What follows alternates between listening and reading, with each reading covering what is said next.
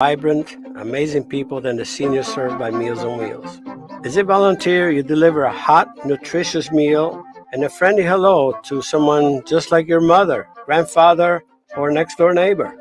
These seniors are inspiring people with incredible stories to share, and they love to see you. The smiles you get back are priceless. Delivering with Meals on Wheels is easy, and you don't have to drive like me for it to be quick. You can volunteer your lunch break once a week or just once a month. With 1 in 6 seniors facing hunger and many more living in isolation, your lunch break can make a real difference. So, America, let's do lunch. Volunteer your lunch break at americaletsdolunch.org. This message brought to you by Meals on Wheels America and the Ad Council. Okay, Simon, what are you wearing right now? Nothing. That's right. And what do people normally wear? Clothes. Exactly. So now Mommy's going to teach you how to dress yourself. Clothes keep us warm, they look good, and if we go out without them, the neighbors will talk. So it's important to know how to get dressed. Here's how it's done. Underwear always comes first, name tag at the back, then pants, then shirt. Get the first button in the right hole or you have to start all over. If you're wearing a tie, it goes over, round, round, through, and pull tight. Tuck your shirt into your pants and zip up your fly. Socks going first, then shoes right on right, left on left. With shoelaces, just take the ends, cross them over, switch the loops. The rabbit goes down the hole, pull tight, and you're left with bunny ears. I love bunnies. Good to know. Now remember, spots don't go with stripes, socks don't go with sandals, and if you've tucked in your shirt, wear a belt. Got it? Why are your pants on your head? Most parenting is hard to do in just 2 minutes. But spending just 2 minutes twice a day making sure they brush their teeth is easier and could help save them from a lifetime of tooth pain. For fun 2-minute videos to watch while brushing, visit 2min2x.org. That's 2min2x.org. A message from the Partnership for Healthy Mouths, Healthy Lives, and the Ad Council. So you see, son, good manners are very, very important. Someday, many years from now, when you're a grown-up, you'll be a man. And when you are, you should be a gentleman. Do you want me to go through it one more time? Yes. Yes, please. Yes, please. Exactly. Always say please, thank you, you're welcome, and excuse me. Sit up straight, hold doors open for ladies. If a door's shut, then knock first. Don't burp, don't swear, don't speak with your mouth full, don't reach across people's plates, keep your elbows off the table. What table? And don't interrupt. While we're at it, don't stare, don't use foul language, don't call people names, but do remember people's names. Always share your toys, play nice, and cover your mouth when you cough or sneeze. On the bus, give up your seat to anyone who has trouble standing bottom line. Treat others the way you'd like to be treated. Got it? Got it. And stop picking your nose. Most parenting is hard to do in just 2 minutes. But spending just 2 minutes twice a day making sure they brush their teeth is easier and could help save them from a lifetime of tooth pain. For fun 2-minute videos to watch while brushing, visit 2min2x.org. That's 2min2x.org. A message from the Partnership for Healthy Mouths, Healthy Lives, and the Ad Council. Hey, there he is. How's it going? I'm having a stroke. Are you going to shake my hand or what? I'm having a stroke. Wow, you're not even moving your arm. I'm having a stroke. Are you okay? I'm having a stroke. Your face looks weird too. I'm having a stroke. Are you having a seizure or something? I'm having a stroke. When someone is having a stroke, they may not be able to say it with words, but their body language will tell you loud and clear. I'm having a stroke. You just need to know the sudden signs. Look for FAST, F-A-S-T. F, face drooping. A, arm weakness. Or S, speech difficulty. Then T, time. Time to call 911 immediately, because the sooner they get to the hospital, the sooner they'll get treatment. And that can make a remarkable difference in their recovery. Know the sudden signs. Face, arm, speech, time. Spot a stroke fast. Visit strokeassociation.org. Brought to you by the American Stroke Association and the Ad Council. The average time a resume spends on an HR manager's desk is 7 seconds, and most of them are tossed aside. Now imagine if one of those resumes belonged to Yasmin, who was living in a shelter, juggling 3 jobs. I had to be resilient. That's something that you can't teach. Or if that resume was from someone who worked 12-hour shifts at the recycling company with my dad, who's 72. That taught me a work ethic that I carry with me every day. We rely so much on a resume, yet it could never tell the full story of someone. Growing up where I did, a lot of things could have gotten in the way of my goals. But I learned to push through, and that's what I bring to work every day. So maybe it's time we look beyond the resume and look to Grads of Life. Discover new ways to develop great talent that are so much more than what's on paper at gradsoflife.org. A public service announcement brought to you by Grads of Life and the Ad Council. Ranger Station, Ranger speaking. Hi, I'd like to report a bear hug. Uh-huh, okay. Well, We were building a bonfire, and I saw some, dry brush and leaves around, so, I said to move the bonfire somewhere else, and out of nowhere, Smokey Bear shows up and hugs me. So you noticed some wildfire hazards and moved your bonfire to a safer location. Yeah. Yeah, that's Smokey, all right. He likes it when people help prevent wildfires. It hits him close to home. Not everybody gets the hug, my friend. So that's pretty special to get a hug from Smokey Bear. So it was him. Guys, I told you it was Smokey. Okay, well, congratulations, my friend. And thanks for calling. There are many ways to prevent a wildfire. Learn how you can do your part at SmokeyBear.com. Only you can prevent wildfires. Sponsored by the U.S. Forest Service, Ad Council, and your state forester. Hope you enjoyed your meal. And I just want to say, he's lucky to have a brother like you. Lucky? Caring for my brother is far from easy. Waking up every day, lifting him from the bed to the wheelchair to the car to get him to therapy on time. It's no small task between the doctors and the diagnosis, but nothing can disable this love. This is my big brother, my hero. He's part of me, like my arms and legs. So I'll be his. See, there's no time for tired. This starts again tomorrow. He'll be waiting for me. I wake up for him. I know he needs me, but I'm the lucky one. Even though I need help now and then. If you're caring for a loved one, visit aarp.org/caregiving for care guides and community, or call 877-333-5885. Caregiving Resource Center. Support for your strength. Brought to you by AARP and the Ad Council.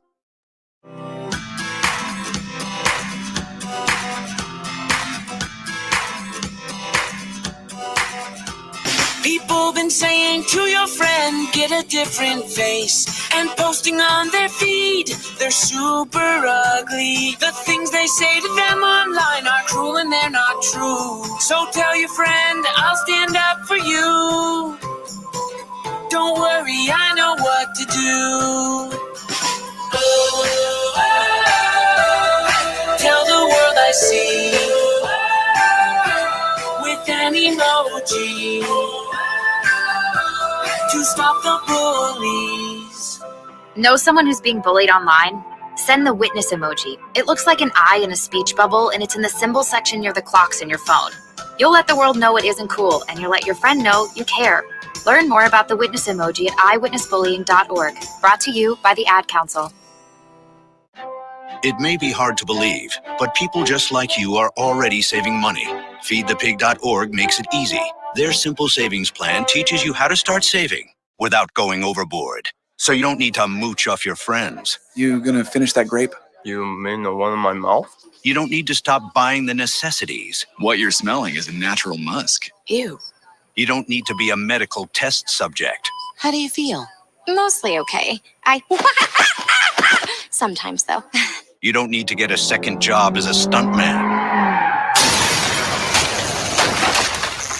We need a new stuntman. Let's break for lunch. You just need an internet connection.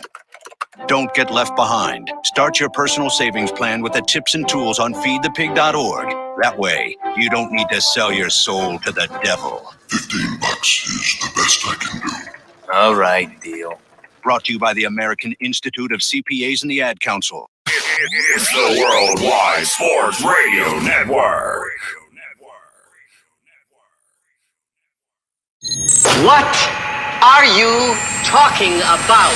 No, it's not him. There is only one more. There is only one more. That's it. One more. Get a rest! No! They saw your team put up zero effort. Wake up! Remember in the old days they used to have oxygen for them. Where's the oxygen? Play like absolute just garbage.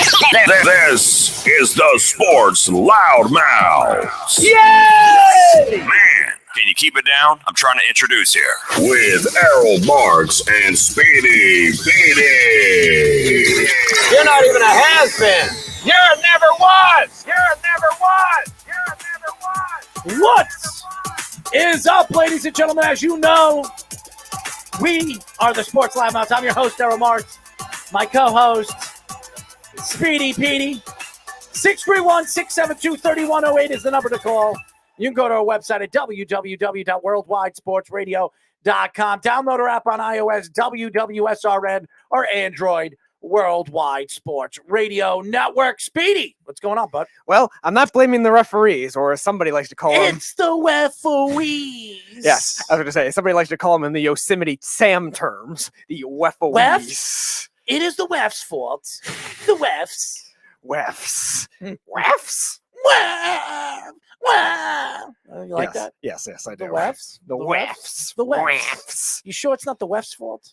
I'm pretty sure, but there's a lot of people that aren't. Well, the refs are ruining the Ranger game, the national nightmare, as Jeff would put it. Well, he can keep that one. I'm a Ranger fan, so I'm not going to call it a national nightmare if they win. Oh, man. The Rangers, Carolina, interesting game. Third period, 2-1, Carolina. Mm-hmm. Game number 5. If Carolina loses this game, I say the Rangers win this series in 6. Who would have thought that? But nope. It's the Wefs. It's always the Wefs. Anyways, we have a great show lined up for you guys. At 10 o'clock, we'll be talking to RotoBaller, fantasy baseball, and second DFS writer, Jon Anderson. He'll be joining us. A lot of hot topics today. There's so much going on, especially here in New York, as Kevin Durant and the Nets front office not talking. Could he be forced out of the New York Brooklyn Nets? Very interesting because the whole Kyrie Irving situation. Oh, yeah. This could be the end of this dynasty of nothing.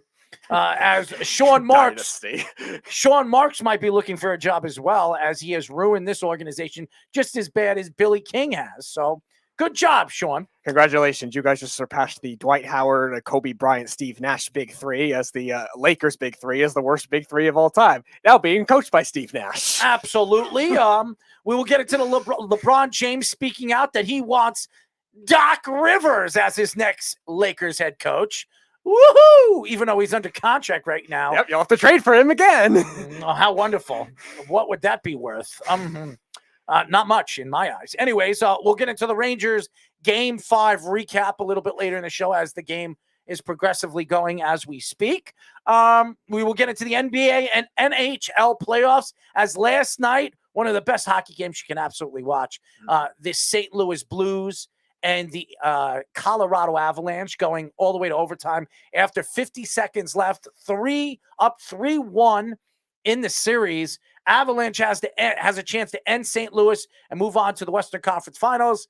And Thomas scores from St. Louis, takes it all the way to overtime, and St. Louis wins in overtime in Colorado. So interesting series. And could you imagine if St. Louis pulls off a win in game number 6? I mean, really interesting. We will also get into the Colin Kaepernick, yes, the knee drizzle, as we call him. He is now trying out for the Oakland Raiders. So he gets his official workouts for 2016 with the Raiders. Interesting. And the latest NFL trades, contract rumors with Terry McLaurin, Deebo Samuels, Kyler Murray, Lamar Jackson, and Baker Mayfield. So interesting. And yes, we'll get into the Celtics knocking off Miami. Why wouldn't we get involved with that? But yes, we'll get into the Celtics as well as we get into the NHL and NBA playoffs. Yes. So before we do that, I just thought it was really, really funny. Before we came on in the show, we were talking to Jeff, and it was just so funny how Jeff says if all the Ranger fans were not lurking behind the green screens or whatever the heck they're doing when they're not watching these Ranger games, they're complaining about the referees. And obviously, Jeff made it very simple that this is a national nightmare for New York Rangers, for the New York Rangers to be where they are today. So if you're a Ranger fan, it's a complete national nightmare here. So there you go. But I want to get into the Kevin Durant situation because this story seems to keep building and building and building with this Brooklyn Nets team. And this organization who has been built by two players, Kyrie Irving and Kevin Durant. and an ownership and obviously management of Sean Marks running this organization ever since he's taken over for Billy King, built this team around youth and young players like Carlos LeVert and different types of talent that they've drafted over the last couple of years, and then just traded them away to rebuild this team around veterans like obviously Kevin Durant and Kyrie Irving and eventually James Harden. You look at this organization now, going into this offseason, there is no sure thing. Kyrie Irving, who has come out publicly saying that he wants an extended contract, a high contract, one of those max contracts from the Brooklyn Nets worth about $240 some odd million for 5 years, which if the Nets do that, they're a bunch of idiots. Yeah. You have Kevin Durant, who is not talking to the Nets front office right now. He's not getting along with the organization on some of the things that they have done during the season and what they believe, or what he believes they're going to be doing in the offseason, which is absolutely nothing. You look at this team and you wonder, if you're a Brooklyn Nets fan or you're a Kevin Durant fan, what is Kevin Durant going to do this offseason now that he can opt out of his contract? And watching the Golden State Warriors go to possibly another NBA championship, if I was Kevin Durant, I wouldn't be happy. But again, I wouldn't be happy because I don't trust my second best player in Kyrie Irving, a guy that has been outspoken, stupid when it comes to social media at the end of the season, and throwing his organization under the bus. Now, I also look at Kevin Durant. Kevin Durant is a fantastic player, but this man has not been healthy for the last 2 seasons. This man has not really played over 70 games in almost 3 years. So you wonder, sitting here today, are you willing to let Kevin Durant take that extension? Are you willing to pay Kyrie Irving that kind of money to fall short like they did this year in the first round against the Boston Celtics? I look back really all season long and I wonder, with this James Harden situation, this was the first full season that all 3 players could have been healthy, could have played for 62 to 80 some odd games together, even though they only played 16 games together since they've been here together for 2 years. And you wonder where this organization is heading. What is the future of this organization? And you look at this team right now, there is no Carlos LeVert. There is no Spencer Dinwiddie. All there is a selfish, big mouth, no good, social media king like Kyrie Irving and KD, who, let's be honest, made a mistake leaving Golden State and going to Brooklyn. Honestly, he would have been better off going to the Knicks. That's not saying much.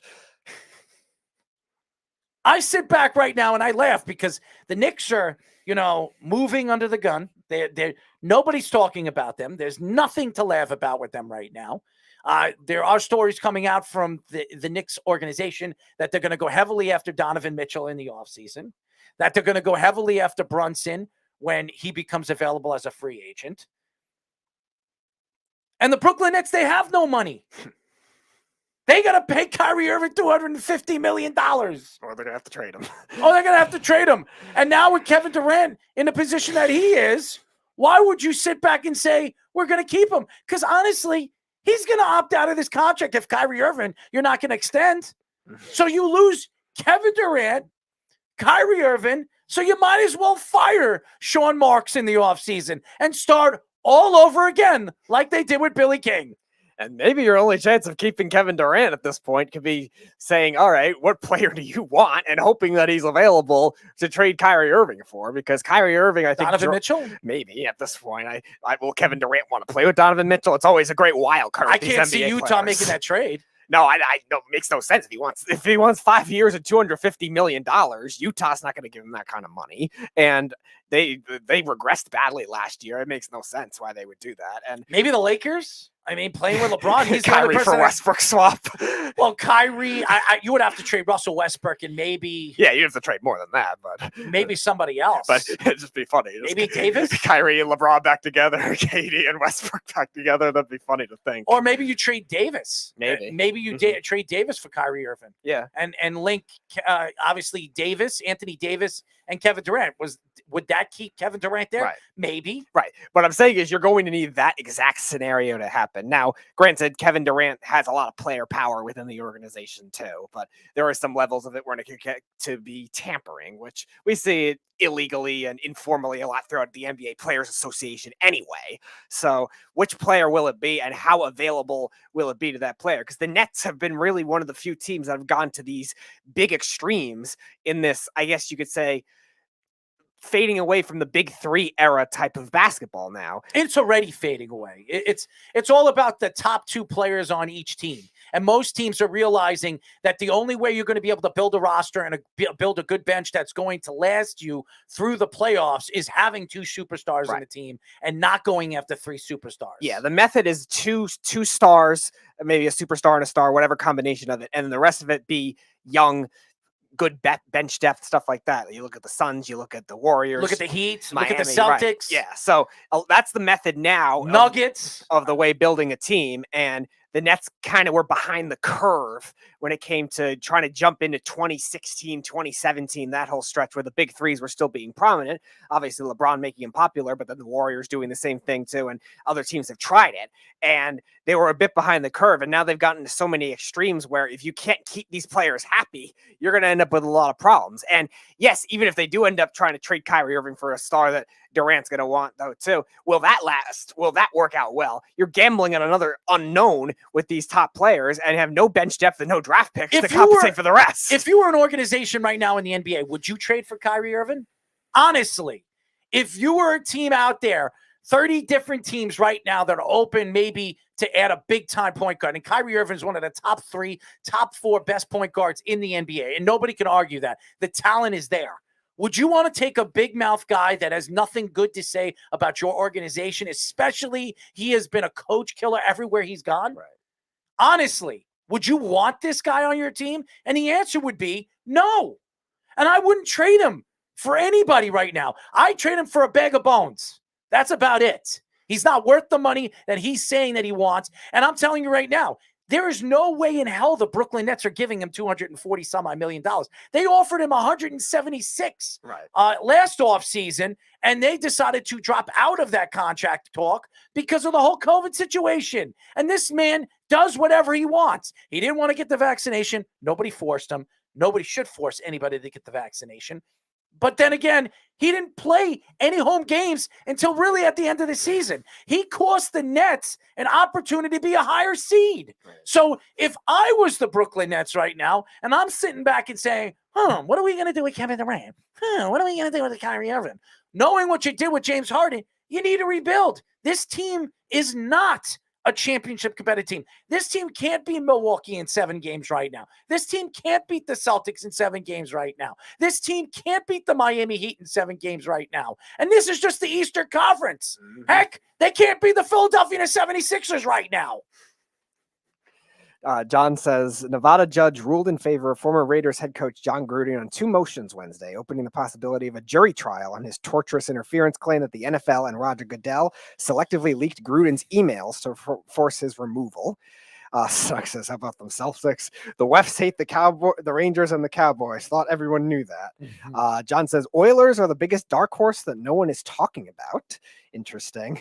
The Edmonton Oilers you're talking about? Yeah, it could be. Yeah. No, they can get out of that Calgary series. No, he's not going to the Sacramento Kings. Here's the problem. Here's the problem with the Edmonton Oilers. They don't have a goalie. A goalie that gives up a whole full ice goal at the end, almost cost them the game.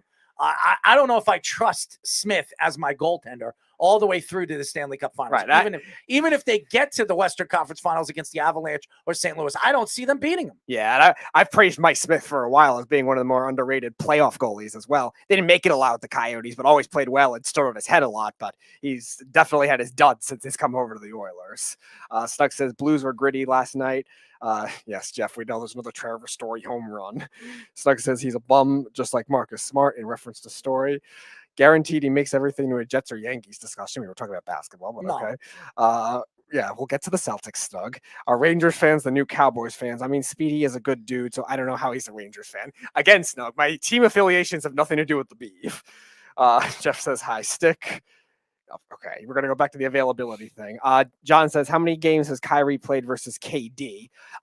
Kyrie played all the away games, or most of the away games, so they're probably about even. We were looking at it with Durant. He played 55 games last season, so Kyrie was probably in the 30 games. Yeah, it was probably 40, 50 I think he range. played 50 games. Because, there's 41 road games, and I'm sure he played in all but maybe 2 of them, and then he played in 12 home games. So, yeah, probably about 50 games.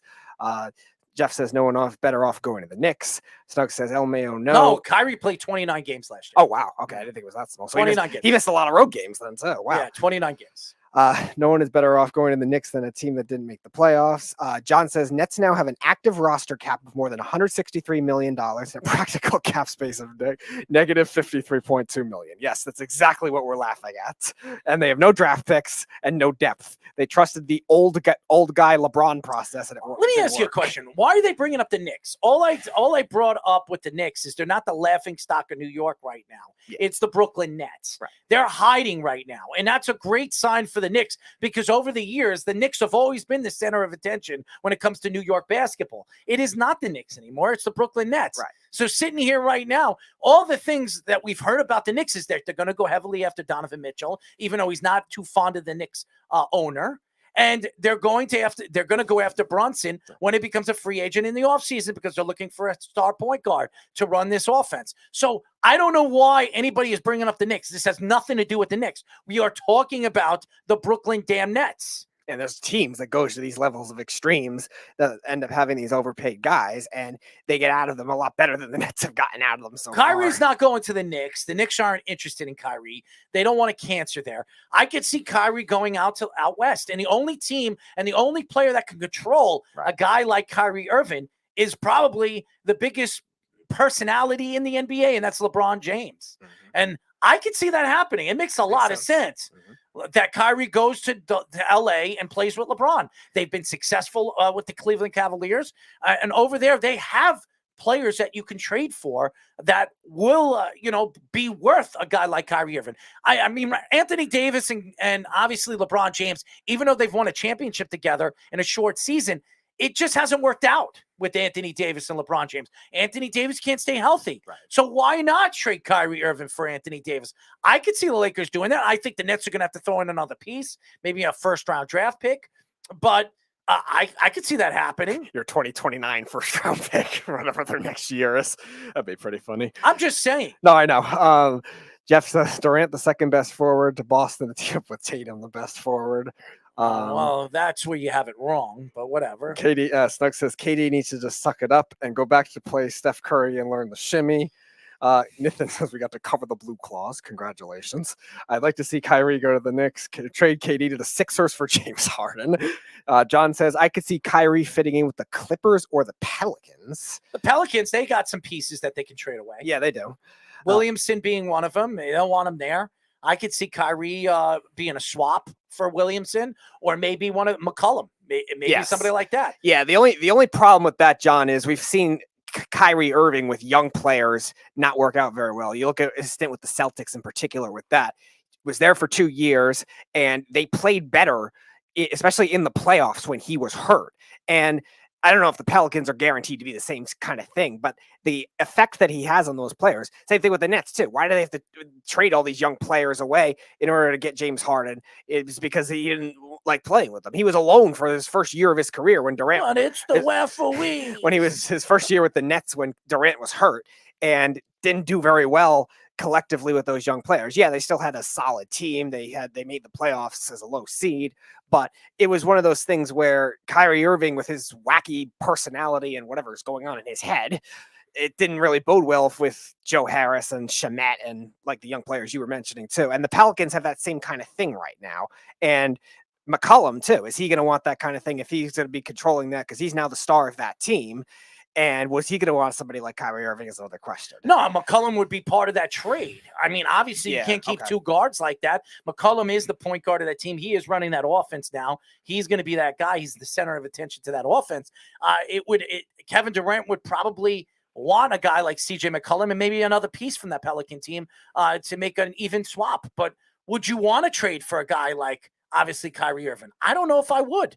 If I was the Pelicans and the Clippers, why would the Clippers want Kyrie Irving there? I guess maybe they're banking on the fact that if Kawhi Leonard comes back to keep him happy, he'll be back for next season, because the Clippers were a lot like the old Nets, where they overperformed with young players, a mostly young team this year, because Paul George was out for a long time too. I think he only played like 20 games as well, and they made this play-in bubble. They had all those. I don't know if they have wins. the money, and who are they going to trade over there with the Clippers to get somebody like Kyrie Irving there? They're going to have to trade either Paul George or Kawhi Leonard. Yeah, to get him. I guess it would It's one of depend. the top 10 players in a league. I guess it would depend on the relationships of these players. Like I've been saying before, you never know with NBA players who's going to want to play with who, and vice versa. Now, those are their only two max contracts. So they traded most of their other veterans away and all the big men they brought in over the years. So the rest of that team is pretty young.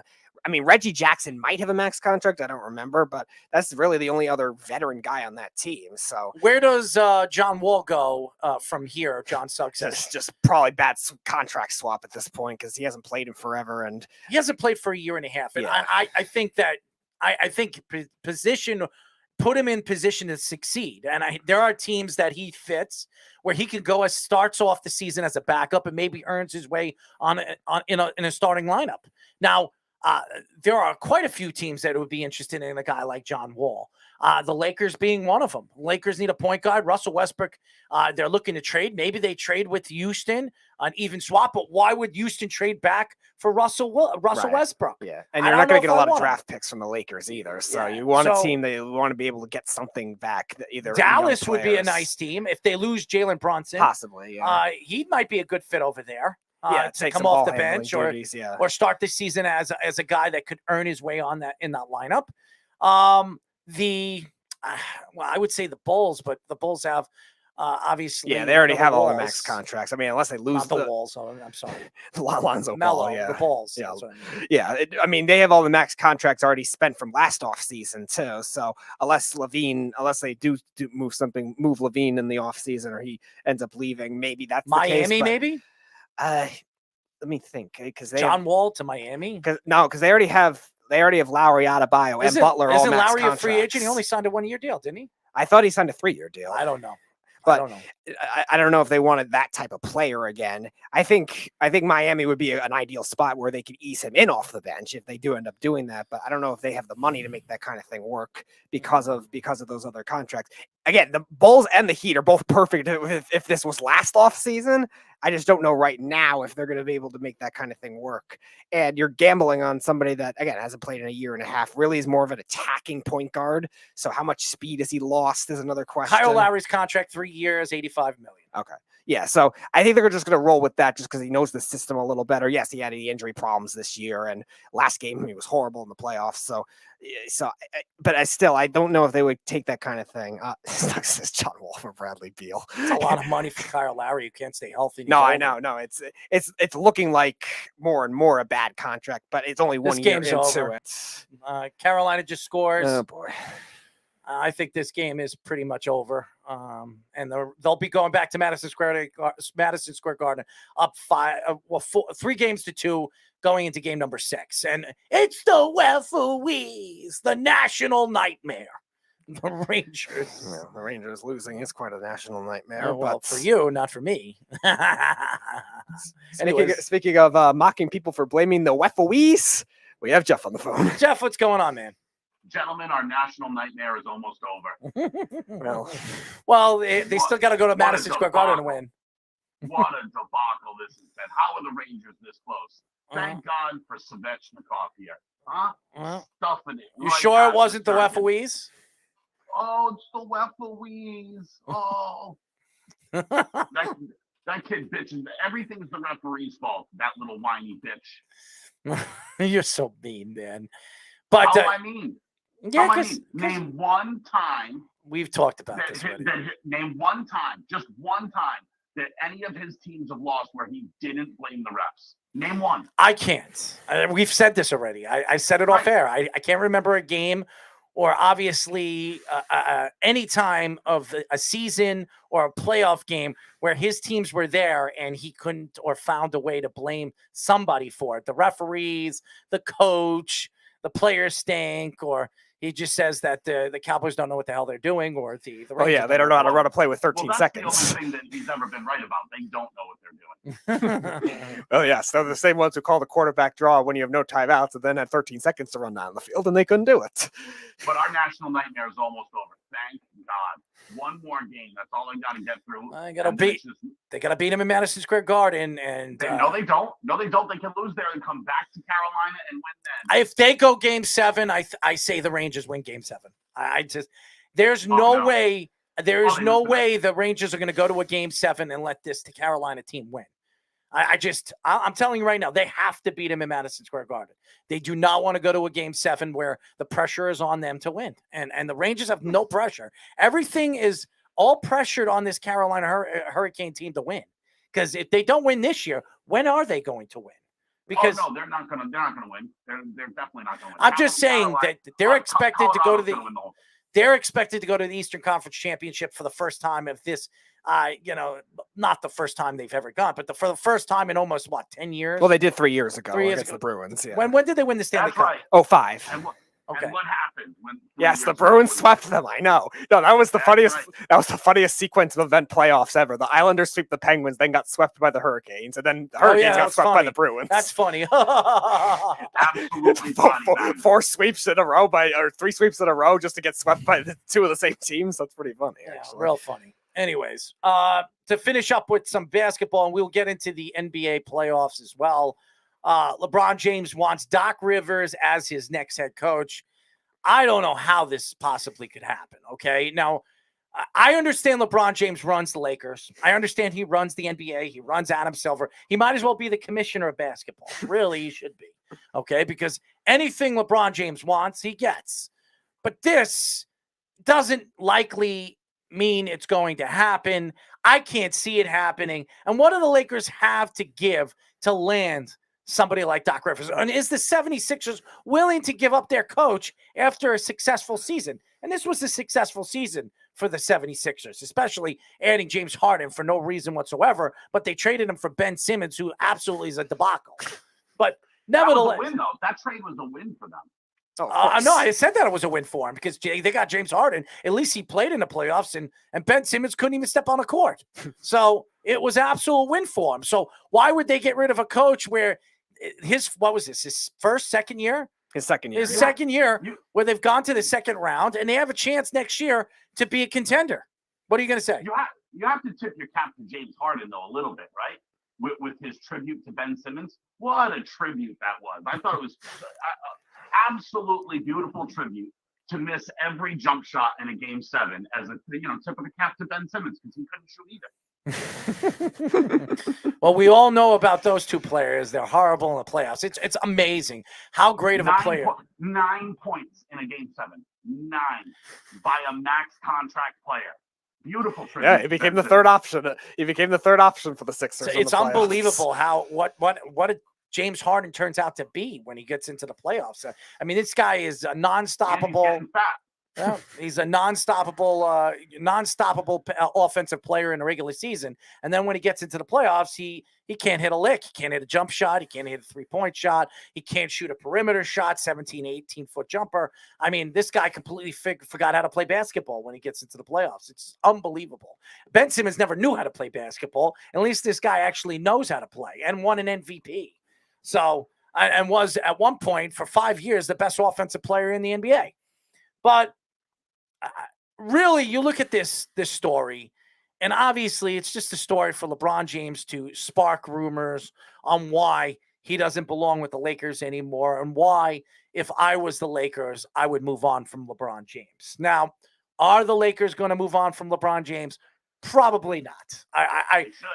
They should, but they probably aren't, because the Lakers are expected year in and year out to be contending to make the playoffs. And if they trade LeBron James, what do they think they're going to get back for him? Now, they could decide, you know what, let's rebuild through the draft.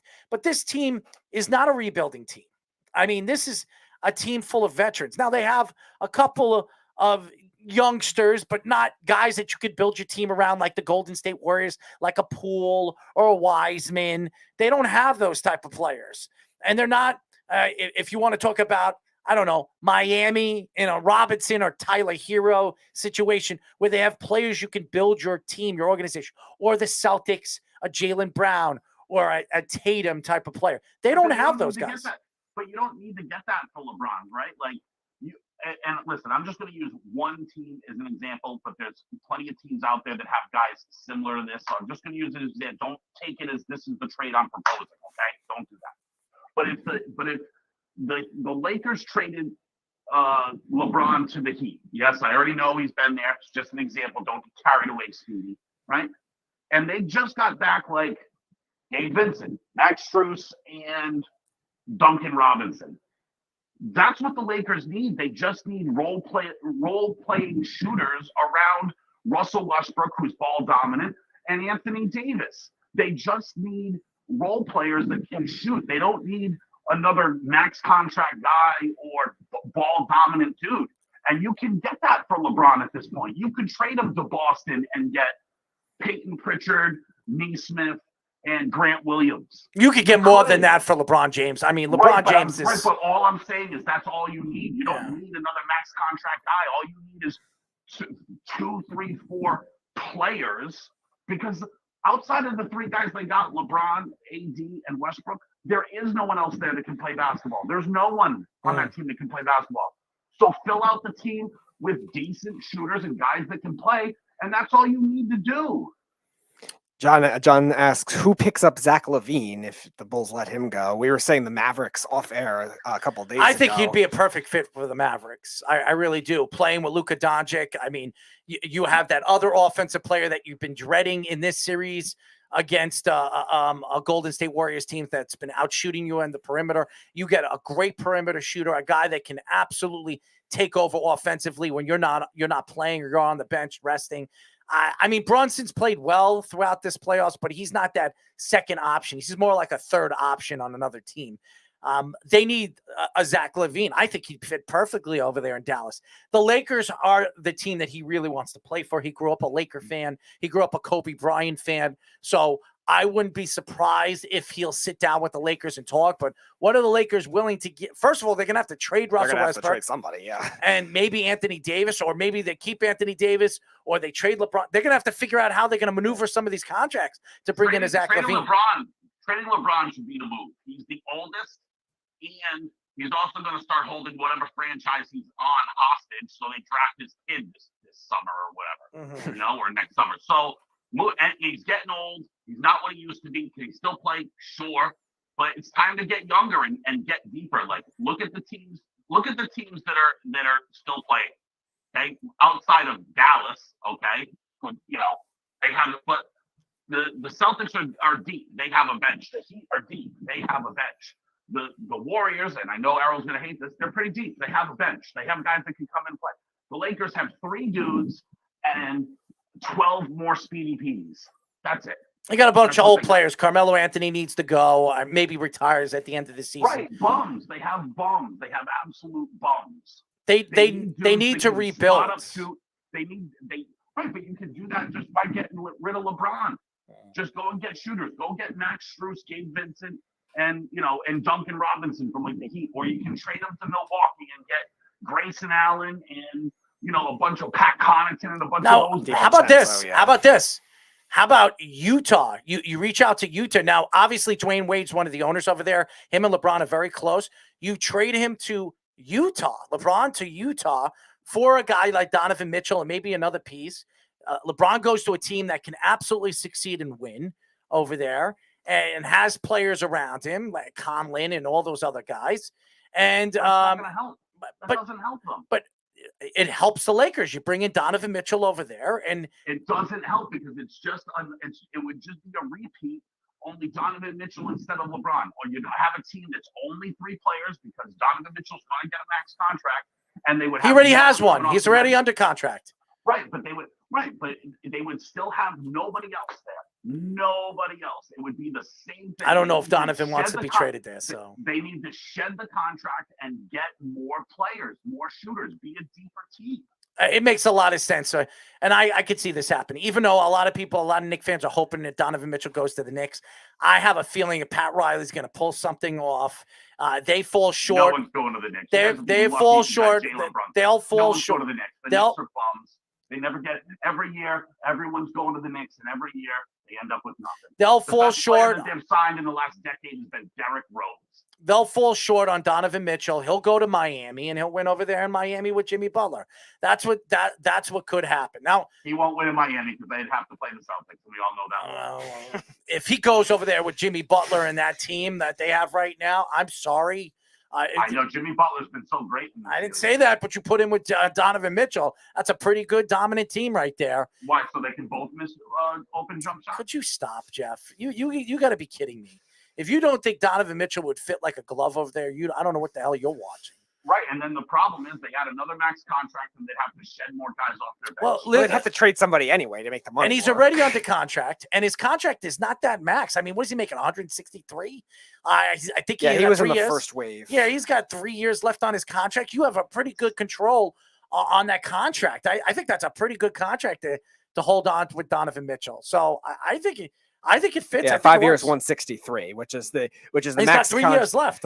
Which is the max contract for the first All NBA reference. It's the same thing John Morant's eligible for this offseason too. But and with the contracts going up and the money going up in the CBA, I think that's an absolute glove affordable contract for Miami or the Knicks if somehow the Knicks get him. Yeah. So it makes a lot of sense.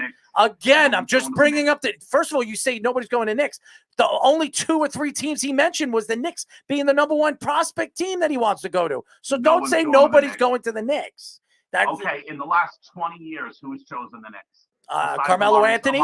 Carmelo Anthony? They already had him. They already had him. Carmelo Anthony? They traded for him. They already had him. Okay, and what do you think the Knicks have to do with Donovan Mitchell? And then what do you think the Knicks have to do with Donovan Mitchell? What do you think the Knicks got to do with Donovan Mitchell? No one else there. You're not listening to me. You're taking words out of my mouth now. The Knicks don't win. Yeah, well, good for you. You are a national nightmare. How's that? How's that? You're worse than the referees. You're worse than the referees. The great Amari Stoudemire is the best they have gotten. Okay, whatever you say. Unbelievable Amari. Oh, and Derrick Rose with missing knees. All right, let's finish up. All right, game's over. National nightmare is almost over. Let's finish up with the NBA playoffs and listen. And we will talk about the national stuff that has happened throughout the country. I absolutely respect Steve Kerr even more for what he has said about the politicians out there, the senators not doing what they're supposed to do to protect these schools, protect these kids from all this crazy nightmaric things that have happened all around the country. And to go into a basketball game before the basketball, speaking out and saying his piece and really standing up for what he believes, I give nothing but my utmost respect for a guy like Steve Kerr, a guy that I believe is a very outspoken, coach and obviously I would say celebrity or whatever the hell you want to call him. Okay. But, to go into a basketball game after all that stuff that happened and then speaking up the way he did, nothing but my utmost respect for him. Now, obviously losing a game number 4, where it kept Dallas alive. And now going into tonight's game, Dallas has a chance to take this back to Golden State. Now, does that mean they're going to win this series? It would be an absolute miracle if Dallas comes back from a 3-0 deficit and wins this series. I would be shocked because the last team to do that in professional sports is the Boston Red Sox. Okay. So we haven't seen a team. We haven't seen a team come back from a 3-0 deficit like this in a very long time. So it's never happened in the NBA either. It happened twice in the NHL that I can remember. The Flyers did it against the Bruins, and then the Kings did it against the Sharks. But that was all I can remember. I think there was one other time. And baseball, like you were saying, I think Red Sox are the only one. The Flyers one doesn't count. It was the referees. But no, it's the referees. The referees, exactly.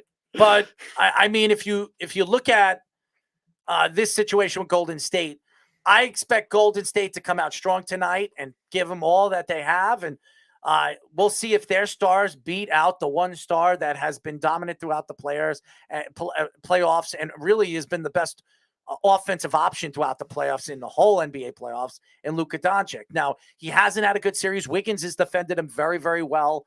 I've been very impressed with his defense. All the people that said that Wiggins isn't a star in this league, I don't know what the hell you're watching. He was a top pick. He was the number one pick, I would say about 5, 6, 7 years ago. He was traded for, obviously, one of the worst trades in NBA history, Kevin Love. And obviously it helped the Cavaliers win a championship. But nevertheless, I mean, they would have won with Wiggins. So Andrew Wiggins is a special defensive player. He really is. And he's got offense. He has an offensive game too. So very impressed with Andrew Wiggins. Jordan Poole has been fantastic in this series. I mean, they've gotten, offense off the bench just as much as they've had offense from Steph Curry, Klay Thompson, and Draymond Green. It's been fantastic to watch, even though I can't stand the Golden State Warriors. Oh, we know. I don't want to see them win. I hope Dallas wins tonight, but more than likely, this is the end and the reign of Luka Doncic for this year. I expect Dallas to go heavily after another superstar to play with Luka in the offseason. They better, if they want to compete against one of these top Western Conference teams like Phoenix, will be good again next year. And obviously the Golden State Warriors that look like they're set up very well when Wiseman comes back in the offseason. Snuck says, if you combine the Bulls and the Heat, would you have the beat? If the Beeve gets a parking ticket, the referees did it. Carl says 5-hole. Yes, it was. Snuck says, LeBron James was just named the Lakers GM as well as the assistant commissioner of the NBA. At least Ben Simmons can play defense. LeBron James for Kyrie swap. Yeah, that wouldn't happen.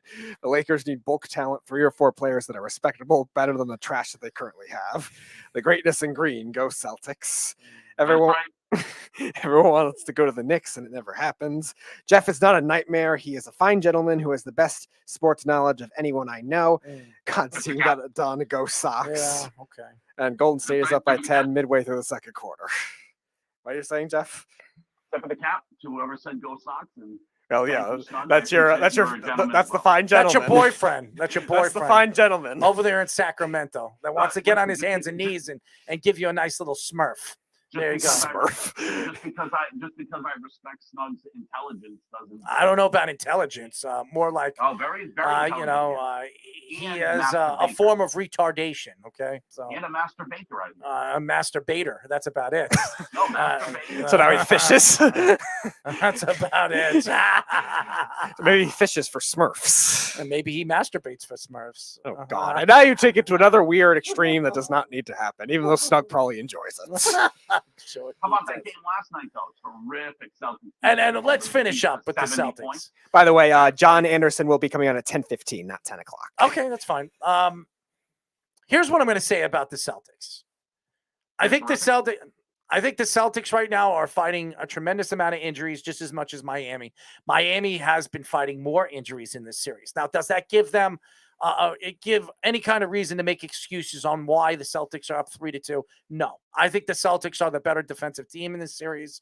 They're getting obviously good rebounding, good inside game from the Williams kid, and really Al Horford has been, the games that he has played in this series has been fantastic. He really has been. So, and Jaylen Brown, obviously, and Tatum. I think Jaylen Brown was the better player yesterday. I really think that he played dominant defensively, and in the second half, Jaylen Brown, especially in the fourth quarter, took over that game and completely shut down Miami. So, hit a deep three. I think when you look at the Celtics right now, they're building tremendous amount of confidence, and if they can knock off Miami, I think, even though I can't stand the Celtics, I'm going to be rooting for the Celtics if they have to play Golden State. Who would have thought that? I know. Two teams that I can't stand more than anything when it comes to basketball, the Celtics, aka Mikey C, and the Golden State Warriors, 2 teams I can't stand. I'm going to be rooting for the one in green. Who would have thought that?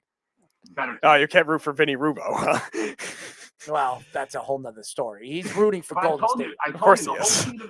the whole key to the Red Sox is Rob Williams, man. When they have him in their Not the Red did Sox. You mean the Celtics. Did you see how many blocks Rob Williams had last night? And by the way, not even blocks at the rim. Dude, he was running from the lane all the way out to the 3-point line and blocking shots last night. How impressive was that? Well, he's got some of the best speed for a big man for sure, and he's showing it. Yeah, and he's the key to the Celtics. If he plays, the Celtics are so much better because they have a tremendous defensive presence to go with. And by the way, he was second team all defense. Just so you know, Snug, I have a Jason Tatum jersey, but it's a Duke Jason Tatum jersey. Oh, of course. And you never buy a Celtics jersey. And I do love Jason Tatum, even though I can't stand the Celtics. He's an OG fan. I like Jason Tatum. I've always liked Jason Tremendous. Tatum. I'm a Duke fan. I root on all my Duke players that come into the NBA, even though half of them don't even turn out to be anything. I'm a Grant Hill fan. I was rooting on Kyrie Irving until the stupid things that come out of his mouth. And yes, I absolutely love Jason Tatum. Love him. From behind in that count to get a leadoff walk in the end. Good for you, Trevor Story. Oh, here we go again with Trevor Story. Trevor Story doing it for the Celtics. Oh, God. 2 for 2 with a walk tonight now. So far, he's coming on. Yeah, he's coming on all right. And the Yankees And just keep on winning. 3-run home run. And the Jeff, are you going to winning. thank his decision to wear a Marcus Smart jersey before one of those games? Is that what did it? He did, though. He did when they went on the road trip. He put on a Marcus Smart jersey when they left the road trip. You want me to send you the picture? No, I saw the picture on Twitter. I didn't know which game it was, but he was wearing a Marcus Smart jersey. All of a sudden, he's on a hot streak. Trevor Story stealing a base. There you go. Dude, man. what is this love fest? What is this love fest? What is this love fest for Trevor Story? It is. It's a love fest. It's because you said he was no good. I did not say that. Speedy, did I ever say he was no good? You said overpaid. I said he was overpaid. I didn't say he was no good. And he wasn't as good as Donaldson. The Donaldson signed. Hold on 1 second. I said that the contracts are practically the same, and they're both playing the same. I mean, if you look at their numbers, they're almost identical, okay? They are not. Yes, Trevor Story scoring a run right here. There's a run. Yeah, good luck. Good luck. Yeah, great. Wonderful. And by the way, if you want to do the whole numbers thing, let's do the whole numbers. Go ahead, bring it up. But here's what I want Bring to it do up. now. I want to use. Don't make up any excuses now, Jeff. No excuses. I want to use your logic that you had with the Guerrero-Ohtani debate. More is more. If it's one, it's more. Oh, God. Trevor Story leads. That's not true. Baseball's different, buddy. It's different. What are you talking about? It's different. It's still all baseball. It's different. What are you talking about? What? It's baseball to baseball. I said Ohtani and Guerrero. How is that not baseball? What I'm talking about is when you look at baseball and you look at numbers, if they're close together, you can't say one's better than the other. It's not more is more, right? More RBIs, more home runs. I'm talking about they're hits. almost identical when you look at the numbers, and we've looked at the numbers. What? Because he has more home runs? And you and RBIs and hits and stolen bases. He's had more at bats. And what's the best ability? Oh God! Could you stop with this? The best ability is availability. Right? Stop with your crap, and Jeff. here's It the sounds other thing. stupid. And here's the other thing: he costs less money than Donaldson. By $2 million. Hey, again. By $2 million.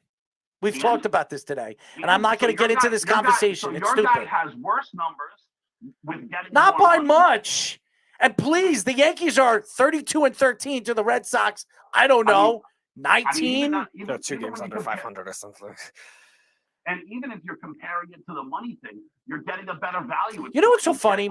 Last year when the Yankees weren't even, they were playing like crap. They were, look at the Red Sox. Oh, my God, they weren't even supposed to be here. Now the Yankees are 32-13. They're by far the best team in baseball.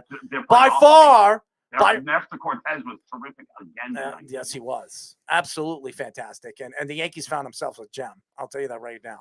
A left-handed gem who's played fantastic throughout this season. If he continues this, he right now, if the season were to end, he's the Cy Young winner. He's been dominating the American League. I know it's not. It's still early. Still early. Into the season. I'm sorry? Are we really having these conversations a month into the season? No, I'm saying that if the season, that's not what I'm saying. I'm saying that you're going into a month, he's 4-1 with a 1.70 ERA and an under 1 whip. Okay. Well, you know what? If the season when was the last Yankee to do that in the first month? Tell me who. Probably Herman's dominant start too. No, it wasn't. Wasn't wow, he Herman. wasn't even No, that good. No. Tell me the last Yankee to do that in his first month of baseball. If the season were only this last 2 weeks, I can tell you who it was. It was an ex Red Sox. That what? That had an under 1 ERA and under 1 WHIP in his first month of baseball. Who was the last Yankee to do that? Clemens. Roger Clemens. That was the last Yankee to do it. Okay, and he won the Cy Young that year. Mr. Steroids himself needed the aid of a doctor to get that one done. Mr. Steroids himself. He was a Red Sox. He was looked at as a Red Sox. So good luck. Steroid use over there. Give me a break. Shut up, Jeff. You're so stupid. You sound Andy dumb. Pettit, Roger Clemens. Good. Jason Do you want to? How about David Ortiz? Oh, I'm sorry. I'm sorry. Let's go up and down the rosters of the Red Sox. Hey, you that can did always it. say 1 or 2 guys. It was systematic. Systematic. Get out of Andy here. Pettit, We don't even. Andy Pedro Pettit. Martinez was definitely doing steroids. So get out of here. Can you be that skinny and do steroids? I don't think you Skinny? can. Skinny? The guy's head got like 7 inches bigger every single year. What are you talking about? And if you know anything about steroids, your head What are gets you bigger. talking about? What do you mean? What am I talking That about? never happened with them. I know. Yes, it was. Yes, it did. We gotta. You look like a bobblehead on a skinny body. Yeah, we'll bring Ryan Spader back in to explain all the science of steroids again. And I bet you Ryan Spader would tell you that he was on steroids. Yeah, he said that, and he had 0 home runs. No, I'm talking about Pedro Martinez. Oh, yeah. You want to say David Ortiz and Manny Ramirez and probably Nomar Garciaparra, you'd have a point. But casting aspersions on a guy like Pedro Martinez, who's never even been rumored to be on steroids, that's You would be out of your mind thinking that he that's not wasn't. that's not like the documented use. Do you want me to send you pictures of what he looked like when he played for the Expos and then 2 years into his Red Sox career? Please let me show you what he looked like, because you're going to tell me that he gained like 20 pounds of muscle. Okay, please. Systematic drug use over there with the Yankees, just like they were using the video screen. Please, using the video screen and cheating. Jeff, could you Bunch of stop? cheaters over there. We're not even talking baseball right now, and we're sitting You here have listening to terrible fans that throw things. You know what, Horrible fans Jeff? that throw things. To me, take your availability and shove it where the sun doesn't shine.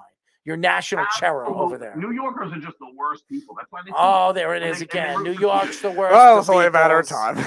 Okay, I will admit to you that Ranger fans are crud, and I could say you about Yankee fans as well.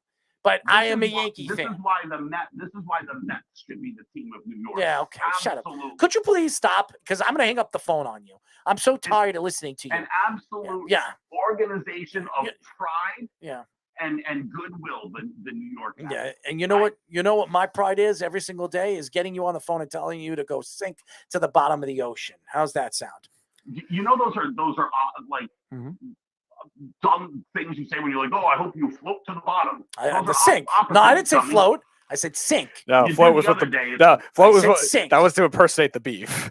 Yeah, and I don't go in the ocean. I don't go where there's sharks and stuff. Oh yeah, they're afraid they're going to eat you. You have too much meat on you. Dude, I don't like things touching me when I'm in the water. Yeah, I don't swim in the ocean anymore either. Especially either. Yeah, didn't you used to surf? Yes, I used to surf, and ever since my shark situation, I don't go in the ocean anymore either. Yeah, no, I don't want any of that sort of stuff. Yeah, Just so cool I for me, stay friend. I stay away from the ocean myself. I'm not a big shark fan Not myself. an ocean guy. I'm not afraid of alligators. I'm not afraid of crocodiles, but there's something that tells me when a shark comes under you and just pulls you under. I can't. It's just a thought. I just can't deal with that. But anyways. I should get the Beaver surfboard for Christmas. What do you want, a shark to eat him? I never said that. I think he should. I think that he could use some Zen time in nature, being one with the ocean, and I think I'm sure that's why you're doing it. I think. Yes, I'm sure the beef would love Zen I'm time. sure I'm sure that's he'd be what the you're one to doing it embrace for. that. That's right. He could be out on that board in the middle of the water, going, "It's the Weppawee." Yeah, I fell. No, it wasn't my fault. I fell. There were some unknown forces that were conspiring against me. It's the Weppawee.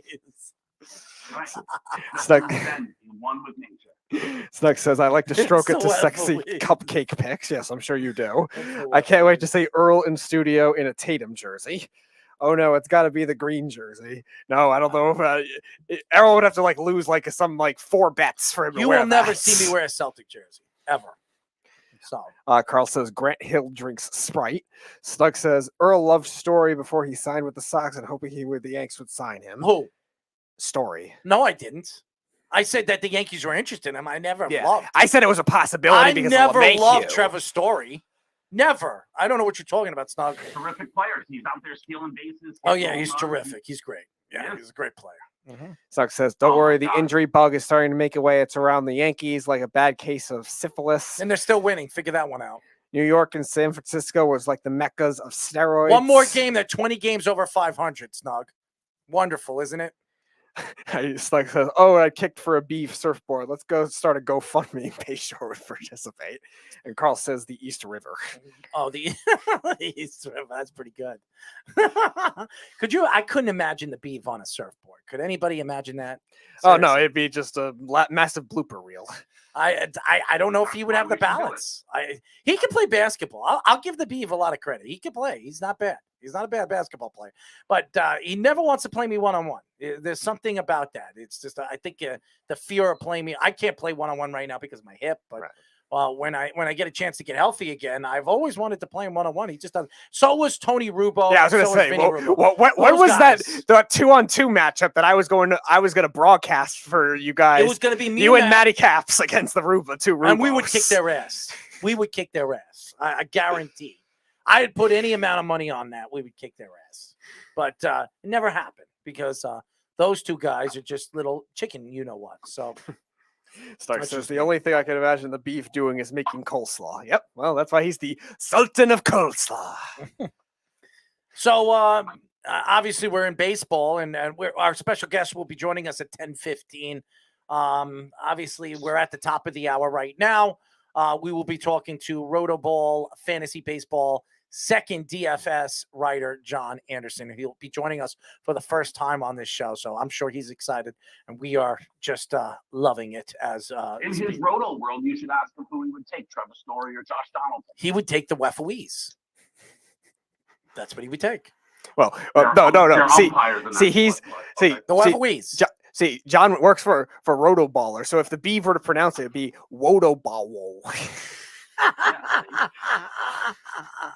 That poor kid, man. If he's listening to this show, it's the Wefoese. The national nightmare is almost over. Oh, really my God. It really is. Can you just see him at home right now and just sad, sitting in the dark, wiping away tears? He's probably wiping his ass right now because he's probably drinking up a storm and probably ate enough wings where he's on the toilet right now. Right, Speedy? Oh, wings. Blue cheese? Yeah, well, yeah, it's possible, but serving the wings to the beef when he's blaming the referees, that bar might want to think twice. I think it would be really, really funny. I'm sure it would. I think he's sitting on the toilet. He's like, "Damn Wefoese! Damn you Wefoese!" I mean, think about how sad that meal must be. Picking up buffalo wings to eat with tears rolling down his face. He cried. You're so bad, man. Well, also, one, don't bring the wings into it. They'll be great on most other people. But also, yes, you don't want to shed tears into your food. Anyways, to go back, we were talking about baseball. The Yankees injury bug is starting to really build. Giancarlo Stanton could be out for 10 to 12 days. He's on the DL list, and Jonathan Loaizaga is now sitting out probably for at least 2 weeks.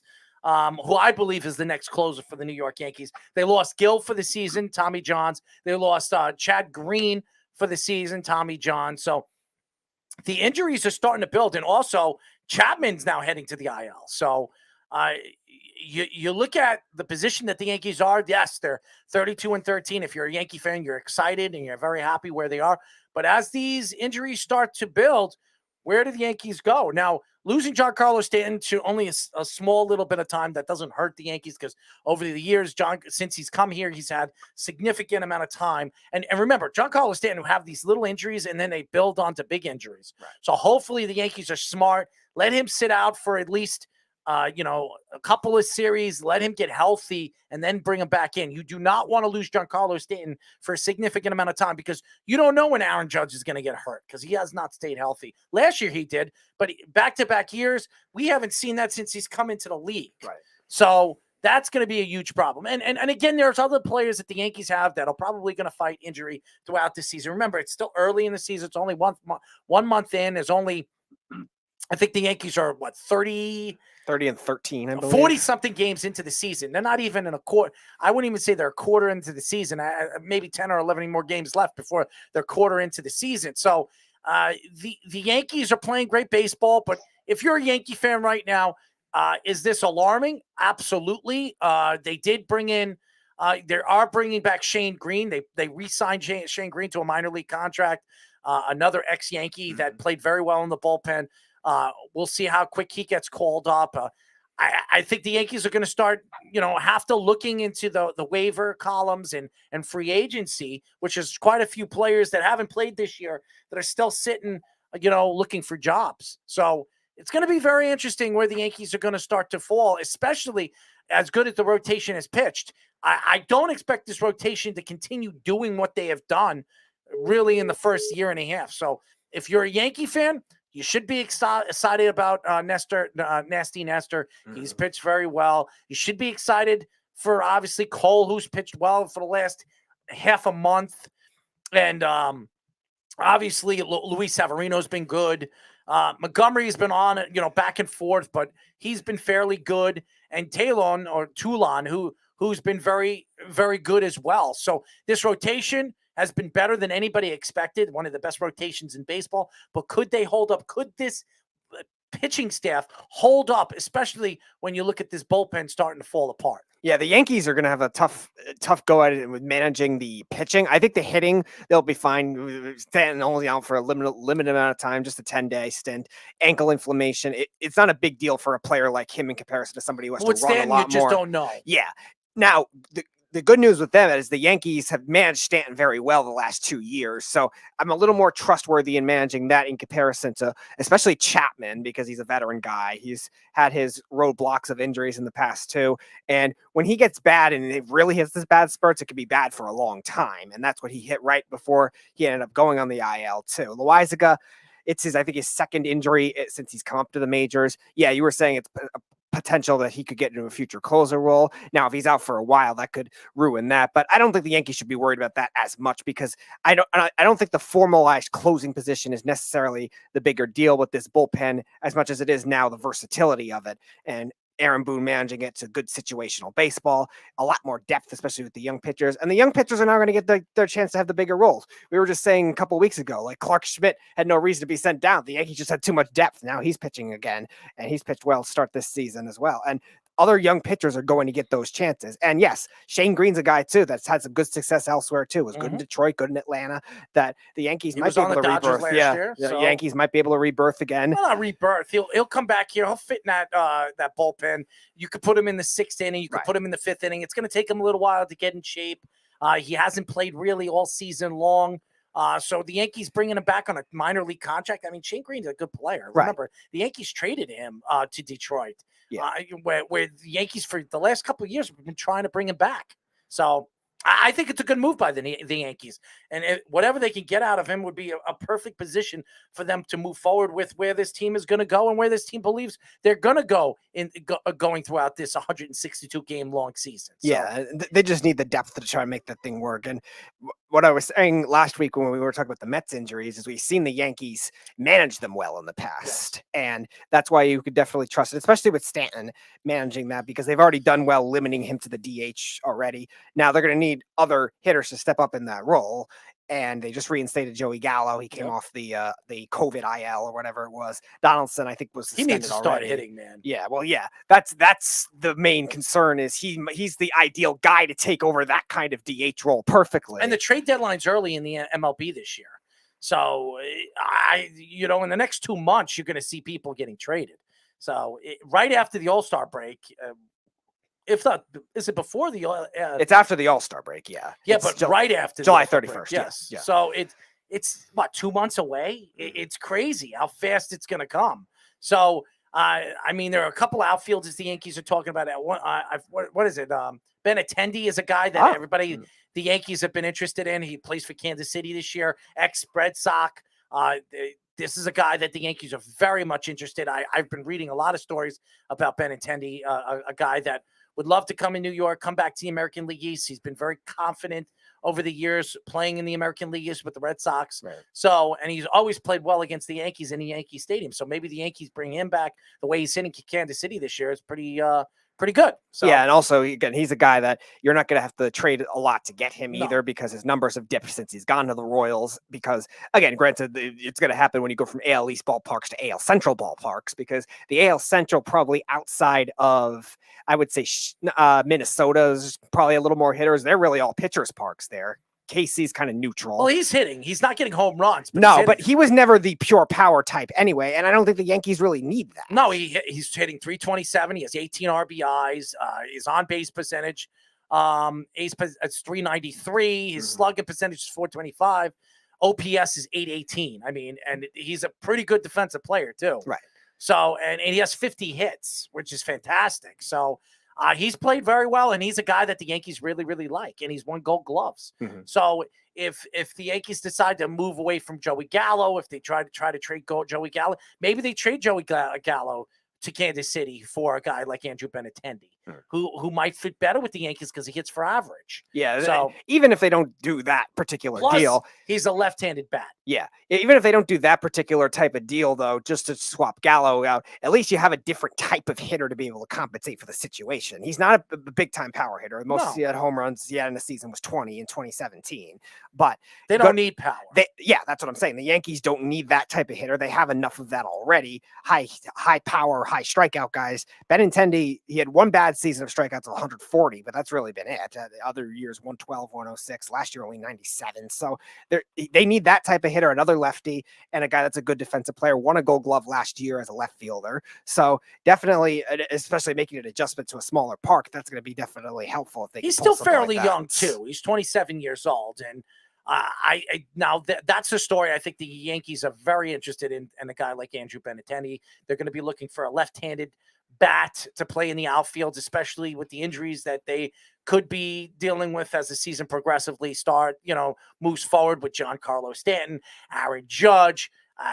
Aaron Hicks hasn't been healthy for really 2 years. So they need a guy that can play defense, that can play multiple positions out in the outfield, and that can hit for average. They don't need power in this lineup. This lineup is full of power. So, I mean, their second baseman has 7 home runs. Their first baseman has 12 home runs. Their outfielders have 17 and 12. I mean, Aaron Hicks has like 6. I mean, this lineup can hit home runs. They don't need home run hitters. So Benintendi, and by the way, Benintendi has hit quite a few home runs in Yankee Stadium. He fits. Oh, sure. He fits in that ballpark. So, again, that is the name that I've heard that the Yankees have been has been brought up. That Andrew Benintendi is a guy that the Yankees are very much interested in. Yeah, Stanton and Judge are really the only high batting average type guys, so it definitely would help. Now, the on-base percentage is there for even a lot of those lower batting average guys. Anthony Rizzo still at 344. You got LeMahieu still at 329, even though he's only hitting 250 this year. And Benintendi brings a little bit of expect that both. to go up too. I think anyone does in terms of he had a bad year last year. Yeah, in terms of LeMahieu's peak potential, I think anyone expects it to at least go up to the 280, 290 range. Yes, I think that will happen. At least he's probably, I think at this point he might be too far behind to get to the high 300s like we were used to seeing. No, I don't think that's going to happen. But again, unless he has the big second half, that's not going to happen. But at least if he can get to that and stay steadily throughout the season, that could be a big boost. But because they don't have those super high batting average guys, and the way Brian Cashman has built it has been more on base percentage, maybe they have that guy who's, I wouldn't say more of a free swinger, but is better at making contact with the ball, where the discrepancy is not as high for the on-base percentage versus the batting average. And Benintendi, a lefty, can go the other way very well. And you definitely know you're going to want to fuel the rivalry with the Red Sox a little more too, getting an next guy there. And right now, DJ LeMahieu has not had a good season offensively. He really hasn't. I mean, last year he was batting 268. He only had 10 home runs last year with 57 RBIs. He was fighting injury. This year he's quite healthy. But he started the season off really strong, over 300, but the last couple of weeks has not been hitting. But I expect this to change. I think as it gets warmer, I think DJ LeMahieu will get better. And he's one of the more talented defensive players on the Yankees. So I like what DJ LeMahieu gives to the Yankees and really the leadership. And he's not a power hitter, but he's a guy that can hit for average. He's probably throughout the last couple of years since the Yankees have brought him in, he's been the best overall hitter for the Yankees. I'm just very surprised. Yeah, was a top 5 MVP candidate in 2019. I thought he should have title. I thought he should have been a not top 3 guy. Before we go to break, John Gonzalez also says the Yankees have interest in Frankie Montez. Yeah, I heard that. Who is a 3.55 ERA, striking out 55 in 9 starts so far this season for the Athletics. So pretty good, not great. But he still has a lot of upside. A young pitcher, good stuff too. So. No, he's a good player. Yeah. And again, the Yankees we're going to be hearing a lot of names pop out of the woodwork where the Yankees might be looking to add to this roster, especially with the injuries that they have. And the Yankees for years have been fighting injuries. And right now, the way they're positioned, the Yankees could make mistakes. They could fall in these little spurts where they'll lose 5 to 6 games. Look, they were on a 4-game losing streak before they started to win and start to knock off Baltimore. I expect the Yankees to continue figuring out things. And Aaron Boone, say whatever you want about him. You don't like him as a manager. You don't like him this. You don't like. He has run this bullpen very well this year. This rotation has been very good. Aaron Boone is really, I think, settled in as a manager in this league. And right now, if the season were to end, he's manager of the year. It's not even an argument right now.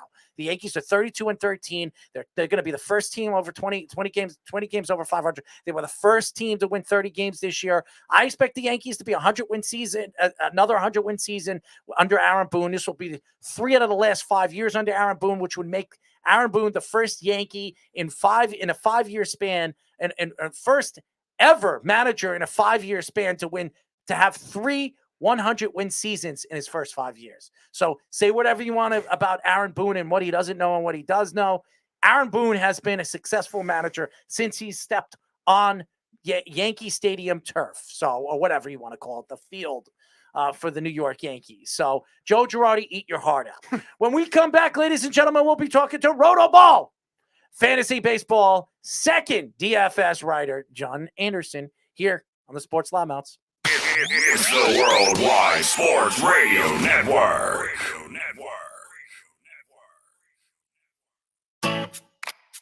Hi, this is Terry Crews, actor, former football player, game show host, father of 5, and all-around big dude. I'm also an expert on drama. I know all kinds of drama. There's the good kind that comes with having a house full of kids. There's the bad kind, like season-ending injuries. There's the necessary kind, like having an agent in Hollywood. And there's silly drama, like the drama around my percolating pectorals. And then there's the drama you can skip. Skip the drama that comes with not having your high school diploma or equivalency. Find free adult education classes near you and finish your high school diploma. Visit finishyourdiploma.org. Or text diploma to 97779. Message and data rates may apply. Reply STOP to opt out. That's diploma to 97779. And leave the drama to actors like me. Brought to you by the Dollar General Literacy Foundation and the Ad Council. You're listening to the Worldwide Sports Radio Network. This is the Sports Loudmouths. We are back, ladies and gentlemen. This is the Sports Loudmouths. You can call us at 631-672-3108. You can go to our website at www.worldwidesportsradio.com. Download our app on iOS, WWSRN, or Android, Worldwide Sports Radio Network. Well, we were just getting into baseball, and why not bring in a baseball specialist? We are now talking to RotoBall Fantasy Baseball second DFS writer, Jon Anderson. What's going on, John? Hey there. Kind of out of nowhere. Never heard of you guys, but what's up? Looks like you got a nice show here. Thanks for having me on. Well, thank you, John, for blowing our heads up. Well, you just came out of nowhere, but we really... Not a great way to start it, I guess. Yes. We're very happy to have you on, man. We really appreciate you joining us. I'm sure you're a very busy guy. What's that, a jumping? What do you have? Yeah, that's my workout between segments here. Well, there you go. I mean, I don't have a workout. I mean, if you want me to do some handstands during the show, I could do that for you. But I have kids, as you can tell, a 3-year-old and a 1-year-old. Yep. That's good, man. Good for you. And Really happy. Like I said, we're really excited to get you on. Usually we're stacked with guests, and Speedy and me, this is the first time in about 4 years since we started this show and where he joined me on this show that we're actually going to have a week's break. So we're not going to have a show for about a week. Right. It's crazy. But anyways, as everybody knows, we're talking to RotoBaller, fantasy baseball second DFS writer, Jon Anderson. So, John, so far, what are your thoughts so far early this season when it comes to baseball? Obviously, we're here in New York, the Yankees and the Mets. The Yankees 32-13. The Mets are playing great baseball. What has stood out to you so far early this season? All you baseball guys I talk to are in New York. It's just everybody in New York online talking about baseball into a microphone. That's wild. It's been interesting. We're the better ones. We're the better ones. I suppose the louder ones. You'd like to talk. I think the big story has been, at least in fantasy, but it's trickled out into just the normal game, is the different hitting environments, right? The lighter ball, and not lighter, but whatever they call it, the humidors. It's harder to hit a home run. Batting averages are way down. They're on the way up, but I mean, for a while we were hovering around like 232. And you remember back in the day when like 270 was about league average. Maybe it wasn't that high, but like a 270 hitter, 270 hitter, you'd be like, oh, he's okay. But now a 270 hitter is like not near the league leaders, but very good. And we've seen home run rates come down. We've seen the barrel, as we talk about in data analysis. Those just aren't going for homers nearly as often. So it's a pitcher's game right now. It'll be interesting to see if the humidors react to the warmer weather in the summer. And as I said, things are already on the way up, but that's been a pretty big storyline, and it has not affected your boy Aaron Judge, though. No. He's having a career season so far. Money, money, money, money. That's all I'm going to say about that. So, am I allowed to have a drink here? Yes, you can. Yeah, my favorite. That's my favorite beer you got there. Right. Yeah, I'm from Pittsburgh. From Pittsburgh originally, so yes. Oh yeah, there you go. That works perfectly. Love Yingling. So another factor to that we've heard reports about different years tampering with the baseballs, with the league offices, switching it up, different baseball from year in and year out. So what is your thoughts on that? And do you think MLB will continue to end up doing that as long as Rob Manfred's the commissioner? I don't know what the game is. They're trying. I guess they're seeing that less people are watching the game, which I think is just a consequence of the population just moving away from baseball. I mean, it's a slow game that you kind of have to pay a lot of attention to, and a long attention span, and 162 games. Like, it's hard to care about this stuff for the younger generation. And maybe that's always been true. Younger people always are less interested in that, but maybe it's accelerating now in the days of social media and the internet, where people they want to see the action and they want it to be over. They don't want to sit around for 3 hours. So the league's decision has been to try to speed up the games which is what I don't get. It seems like they're trying to get more singles, more doubles, more base runners, more steals. I don't know. To me, that's not all that fun. I was kind of liking the days when everybody would either strike out or hit a home run. I guess strikeouts aren't that fun because you see no action. You see the guy walk back to the dugout. So if they want to reduce that, then that's working. I think the home run is typically what you want to see, and you want to see the dudes chasing 60, 70 home runs. That's what saved the game in the late 90s, right? But that's the opposite direction is where we're going. So I don't know. But the ball, I mean, it's anybody's guess, I suppose, but I imagine that we see less homers hit this year than last year. Yeah. As everybody knows, we are talking to RotoBaller, fantasy baseball second DFS writer Jon Anderson. We talk about some of these pitchers that have come out of the woodwork. Obviously, Nasty Cortez, I call him Nestor Nasty. He's been fantastic for him. 1.70 ERA, is whip under 1 right now. It's in the zeros. You look at some of these guys, and then obviously Noah Syndergaard, what he's done with the Angels so far this year has been fantastic. When you look at these pitchers and really the growth of some of these young pitchers that have slowly they weren't such great pitchers their first 5 or 6 years, and all of a sudden they go back to those teams, or they go somewhere else and really develop their skills. Are you surprised that some of these pitchers have developed the skills and become one of those dominant force pitchers in the MLB? I'll always be surprised and always be very skeptical of someone like Nestor Cortez. He never got a ton of starts, though, right? I mean, I'm not super familiar with his Last year, but he started off in the second half. He played very well. He was coming from the bullpen. The Yankees started putting him as a starter. He played, I think he started, I would say about 12 or 13 games last year, or 11 games, somewhere around there. He pitched very well, and the Yankees obviously moved him to the rotation because they needed a left-handed pitcher. So I'm a data guy. I have a data science background, and I will always tell you to just not overreact to a small sample of data. And Nestor Cortez has made 7-8 starts, and that is a small sample of data right there. So I am going to default to what he's done in his career. Not to say that you can't improve. Obviously, he has. He's obviously a much better pitcher, and I think he's more than good enough to stick in the rotation and have a good year. Do I expect anything like this first month and a half to continue? No.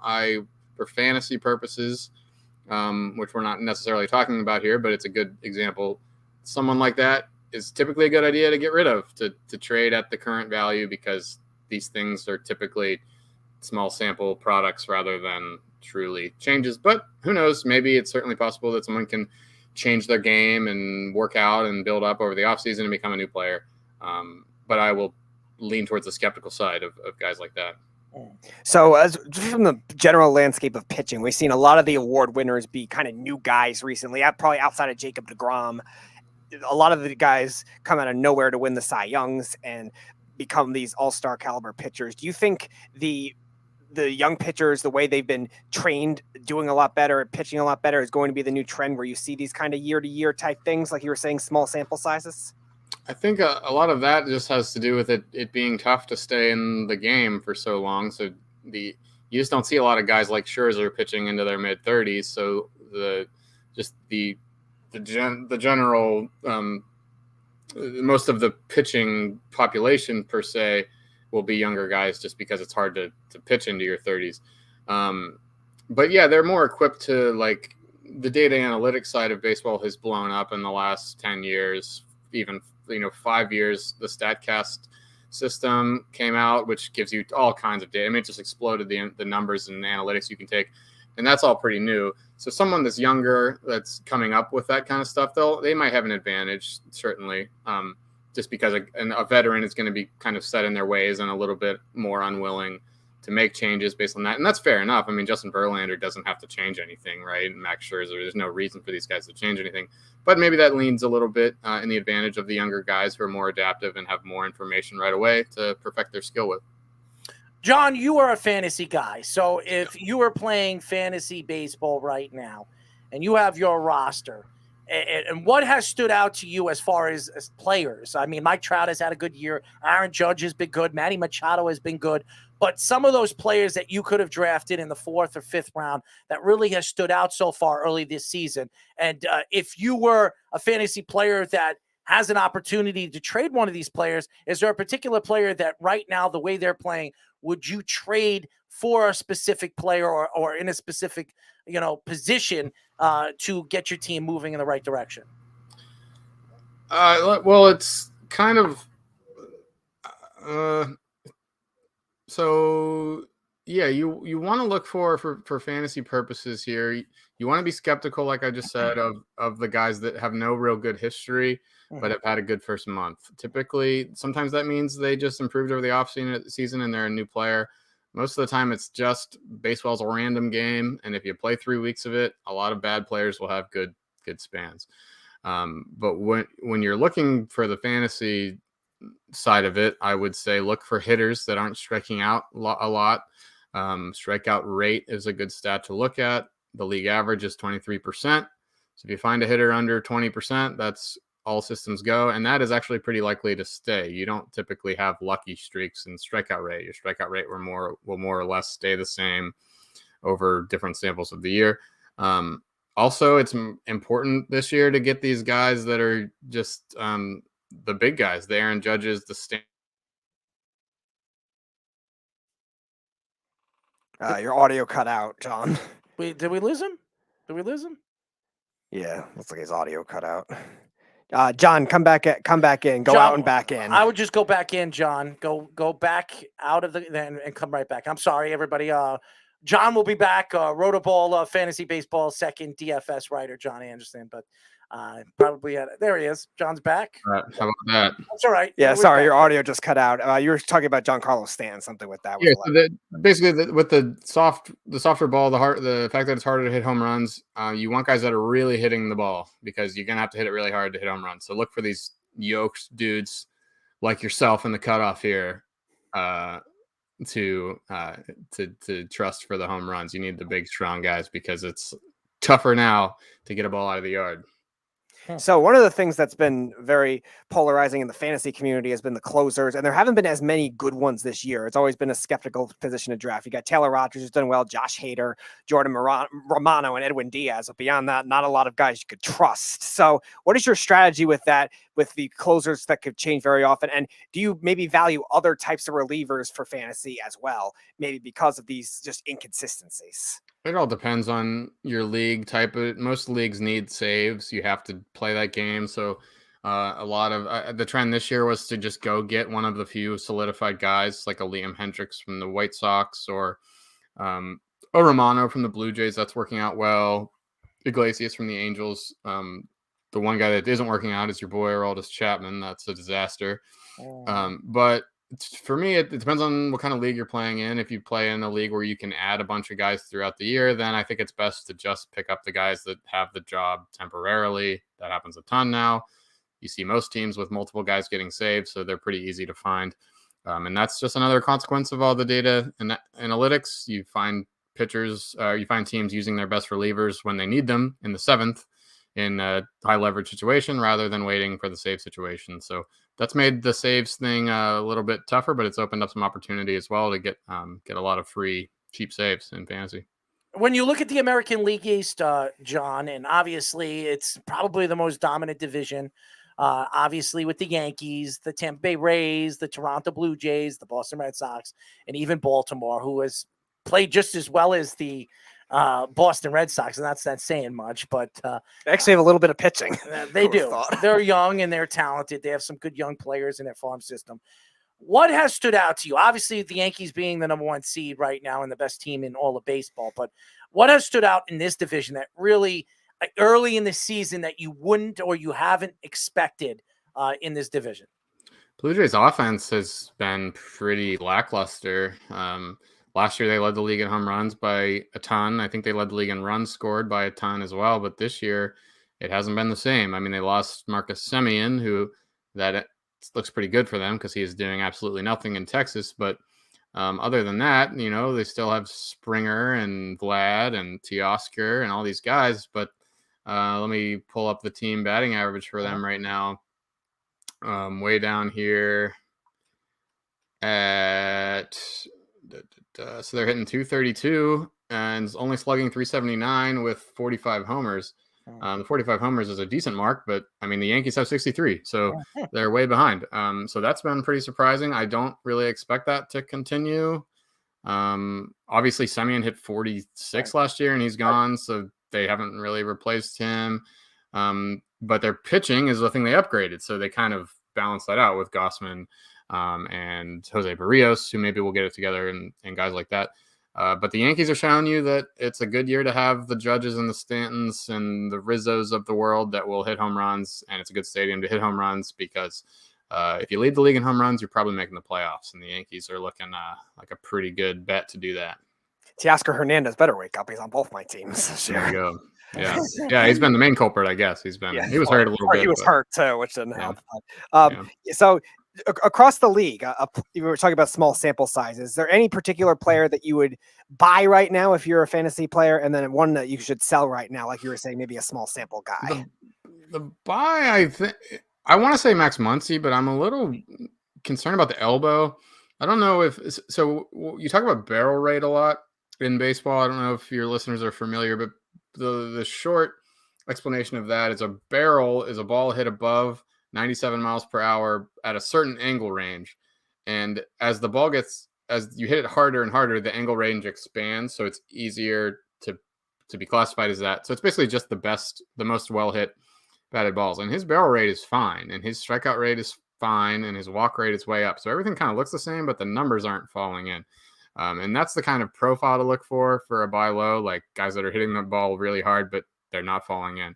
But the elbow thing with him last year, maybe that gives me a little bit of pause, but that's more general advice to look for high barrel rates, low strikeout rates, but bad box score results. And then a sell high, I guess you could say, I mean, probably nobody's going to be a better option. Well, I don't know. I was going to say Taylor Ward here, the Angels guy that is just absolutely crushing. I think he's one of the top 5. He was number 1. He was the number 1 fantasy hitter for a while, but he's missed almost a week now with an illness or something like that. But he's a guy that, good minor league hitter, but nothing fantastic. He was never a top prospect. He's not like a 22-year-old kid. And all of a sudden he comes out here and has 6 weeks and just tears the cover off the ball, hitting an absurd. I can pull up the number here in 1 second. I mean, the guy is hitting 340, right? Something like that. Yeah, he's hitting 370 right now by my mark. He's got a 713 slugging percentage, so that's well above like the 450. 450 is a good slugging percentage, and he's up at 713, 9 homers. And everything checks out. I mean, all the numbers look good, but it's just like, is this guy really all of a sudden the best hitter in the league? I doubt it. And you probably won't get a huge return, but he's someone that you'd be willing to trade just for that reasoning. Like guys that kind of come out of nowhere to dominate, it's better to sell them early on in the year. The new Eric Thames. There you go. Oh my God. Yeah, I remember that guy. That was fun year. We are talking to RotoBaller Fantasy Baseball second DFS writer, Jon Anderson. What is going on with the Atlanta Braves? I mean, this is a team that won the World Series last year. Yes, they lost Freddie Freeman. He goes to the Dodgers. Everybody was like going crazy when he decided to part ways and go and play for the Dodgers, one of the more talented teams in the National League. They've played a little bit better. This rotation has been horrible. They're not hitting. I mean, this infield, which was one of the best power infields in baseball last year, has been one of the worst infields in all of baseball this year. What's going on with them, John? I think it's the pitching, like you said. Fried is good. He's an ace. I think it's fair to say. And Kyle Wright has been kind of the breakout early pitcher of the year, been very good. A little bit worse in his last few compared to the beginning, but then Charlie Morton, Ian Anderson, and whoever else they've been throwing out there trying to figure out that 5th spot have been a disaster. They really were hoping that Morton would have one more year. I mean, the guy's 39. Oh man, 38 years old. He'll turn 39 this fall, so that has to end at some point, and maybe it has. And the other thing is, they missed Acuna for a couple weeks, but they got him back and things were looking good. But now he's hurt again. Another thing, and it just seems like he'll kind of struggle for health this year. But the main surprising thing is that they have the league's top strikeout rate. I mean, 26%. They are the highest strikeout rate in the league, as I said, hitting 234. And I mean, the home runs are there, 56. That's near the top of the league. So they're doing that, but maybe they're just not timely. I mean, maybe they've hit a lot of solo home runs or things like that. Adam Duvall hasn't done it for them. He was a big boost for them last year. They lost Rosario. They did not lose Rosario. They lost Soler. Yeah. They lost and Jock Peterson. They lost too. I mean, Rosario's not playing. He's out on the Giants, Ricky against the Mets. Yeah, they did lose Rosario in that way. Yes. And Acuna doesn't seem like he's probably not going to be the MVP guy he usually is this year with all these injuries he's dealing with. And then Freeman for Olsen seemed like more or less an even swap. Yeah. And Olsen's been great, but who knows? Maybe there's some intangible thing to Freeman not being there. But I think the pitching is just not deep, and if Morton doesn't get going, they're going to have a problem there, and they need to improve that strikeout rate. So I'm a Mets fan, so they're dealing with a lot of injuries right now, especially in their starting rotation. Are you concerned with the state of the Mets right now, even though they're doing well in the record-wise with the starting pitching in particular, even with a bullpen that isn't overly deep? What do you think about that? A lot of depth there, at least, right? Like they seem to be expecting this DeGrom thing, and rightfully so. So they went out and added Scherzer, obviously, but now he's gone for 6 weeks or something. But even now, even with those two, I mean, you could argue the two top pitchers in the league on the Mets, and they're not here for probably all of June. And we'll see with DeGrom. It's hard to say that. It's hard to predict that he'll even make 5 starts this year with how much struggles he's had. But even then, McGill, Carrasco, Bassett, Taijuan Walker, David Peterson. I mean, there are plenty of teams that have worse rotations than that. So they're okay. And then the upside is that Scherzer and DeGrom come back and they just absolutely dominate for July, August, September. The offense also very deep. I mean, they just went out and they were just like, screw all these injuries. We're just going to load up and have backups. And Lindor seems like he's having the year, the kind of comeback player of the year type of year. Although he was never bad, but he just wasn't like a superstar the last couple seasons, and he's looking like that again. And then Alonso, and then a lot of nice pieces like Nimmo, McNeil, Canna. These guys kind of just fit in really nice. So a lot of depth there, and that's a good lesson for other teams. But not a lot of other teams have the money to spend like your GM is willing to do. So that's exciting. It's probably a good time to be a Mets fan. About time after we have to deal with the Wilpons forever. Yeah. Oh, what's this guy's name? What's his name? Uncle Cohen? Stevie, Steve Cohen. Uncle Yeah, he's the man. He's Uncle the man. Stevie, man. Oh, yeah. He's been any Met fan should be jumping for joy. This guy spends $800 million in his first 2 years. Why not spend $1 billion? And they got rid of Robinson Cano. Yeah. And I mean, now you're hearing stories of Soto. So why don't we get into that? I mean, there are stories coming out that the Nationals might be intrigued or interested in possibly trading Soto at the trade deadline. I do believe they have control of him for the next 3 years. What are your thoughts to Juan Soto? I mean, obviously he's one of the top 3 players in baseball. That lineup is one of the worst lineups in baseball, and he's still hitting. Do they trade him at the trade deadline, or do they wait and decide if because obviously he was offered a $350 million contract in the offseason for 13 years. He would not take it. There are stories coming out from obviously his agent, and we all know who his agent is, that he wants $500 million. Do they trade him in the offseason? And if they do, who does he go to? Well, it's about the if you're the Nationals, you're not going to get another Juan Soto in return. I mean, the return is going to be massive. You're going to get someone's top 5 prospects or something like that. But almost surely none of them are going to do anything like Juan Soto. I mean, that guy's generational talent. And what is he, 24? 23. So you have 10 years. And even the worst, like I'm a Pirate guy, right? I grew up in Pittsburgh. Even I am not going to sit here and say there's Pirates have no chance for the next 10 years. That's just ridiculous. And the Nationals have some money to spend as well. A pretty good market there. So, I mean, no doubt this isn't like a 10-year thing where, well, we need 10 years to get better. Of course not. They could be right there in the Heat winning another World Series in the next 3 years. So to me, it's pretty obvious that you want to keep Soto. You don't really want to, he's not really a trade option like that unless you don't think that he has any business staying there. If he gets his 2 years and he walks, then of course you want to trade him, right? If there's no way he'll sign an extension with you, or you're just absolutely not willing to pay that $500 million he wants or whatever the number is, then sure, it's always better to trade these guys earlier rather than later because they're a bit more valuable now with the 2 years of control before you have to give them the big contract. So you can probably get a huge haul from a team like the Mariners, someone like that, Mets, sure, like a team trying to win right now that maybe won't be interested in extending him and giving him that massive contract. But even if you don't want to do that, you get this year and next year and maybe the next. I don't know if you have the contract details, but so that's working in the Nationals' favor. A trade right now will net you more of a return than next year, but it's all dependent on if you think the number one priority would be to keep him. But if you don't think that's even a possibility, then it's probably best to trade him now. So what do you think will be the market for him either for this season or for the offseason too? Because the main teams in it were the Blue Jays and Padres for a while, but now more teams have been climbing in. Do you think it'll be one ultimate bidding war for that kind of thing? Or do you think so many teams will just drop out just because the Nationals asking price might be way too high? I mean, only a few teams would even be in contention. There are certainly teams that don't even have what it takes. Like even if they wanted to give it, they don't have it. There's probably teams out there that cannot offer an offer that the Nationals would take, just because it will take 5 top prospects, something insane like that. Like, I don't know if one team has 5 of the top 100 MLB prospects, but I would imagine that's the return. Yeah, maybe not. Yeah, I mean, something like that. And that would, I mean, you should just stop watching baseball if Juan Soto ends up on the Dodgers this year, right?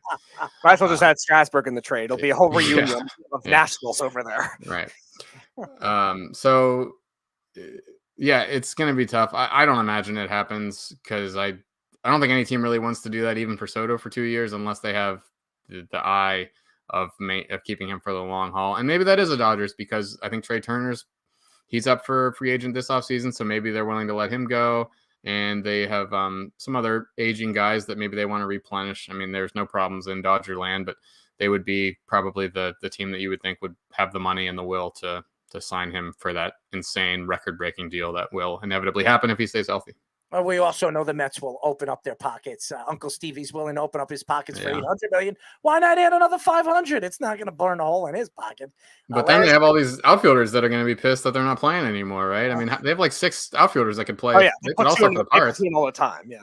What does Steve Cohen care about? He's got the second or third best player in baseball. So what does he care about? I mean, as long as they got a star that's going to put fannies in his seats and is going to put money in his pockets, he don't give a crap about that. It's all about money and winning to this man. And he's the George Steinbrenner of these days. And I expect him to continue spending money until this team finally wins, even though it never worked for George. So I feel for the Mets, though, man. I mean, you have to respect an owner that will spend the money. Everybody likes that. And they just keep getting really screwed over with these injuries. And maybe it's something, I mean, there's a lot of these rumors about how their training staff is just awful, and that's probably not really fair. 3 times too, so that's something else. It's probably just a string of bad luck. And DeGrom clearly, I mean, that guy's a closer in a couple of years. There's just no way this guy's elbow can't do it. I mean, it's too bad. It's too bad for all of us, because the numbers he was going to put up last year would have been just insane to see. A lot of people believe this is Jacob DeGrom's career is over. I'm on that board. There's no doubt. I mean, all the stuff his elbow's gone through and the shoulder and all these problems he's had. Pitching is a freaking hard thing to do. Yeah. You just can't do that without a fully healthy elbow. And he should probably. I mean, they're not going to put him in a bullpen role. That's the last thing they want to do. They're going to ride this out and try it for the next couple of years. But yeah.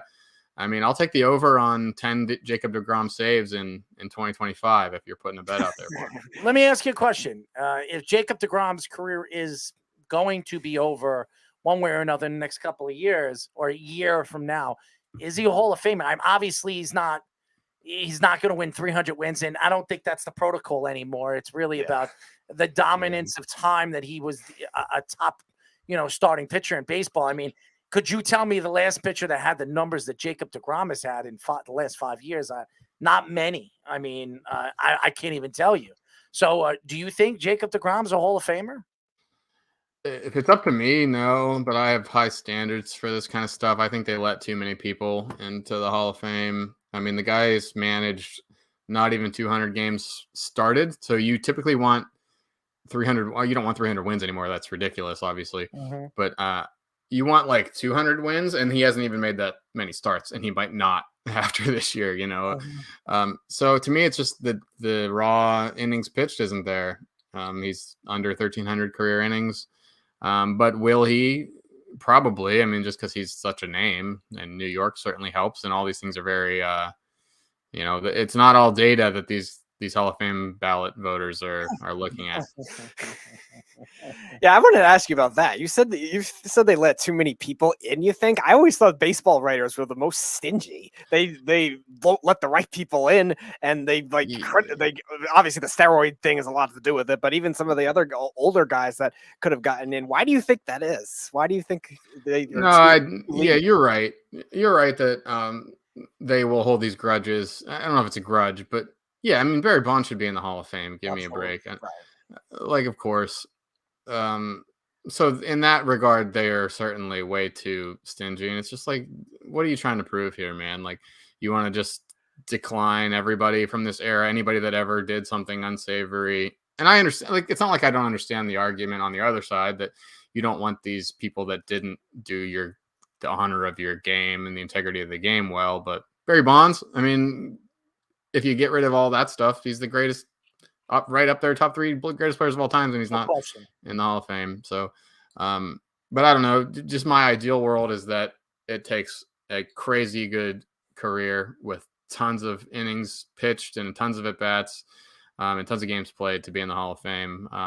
But I don't pay super close attention to the Hall of Fame stuff. I'm more of a here and now guy, but Get Baseball- Bonds in the Hall of Fame and keep DeGrom out. Yeah, Baseball Hall of Fame is a bunch of crap anyways. I mean, David Ortiz was the first ballot Hall of Fame, and he was absolutely joining Hanson. Derek Jeter was unanimous, right? Yes. Oh, no, Like that was Mariano Rivera. One vote Oh, short. okay. of unanimous. Okay. But Yes. Jeter, that's a joke. I mean, Yes.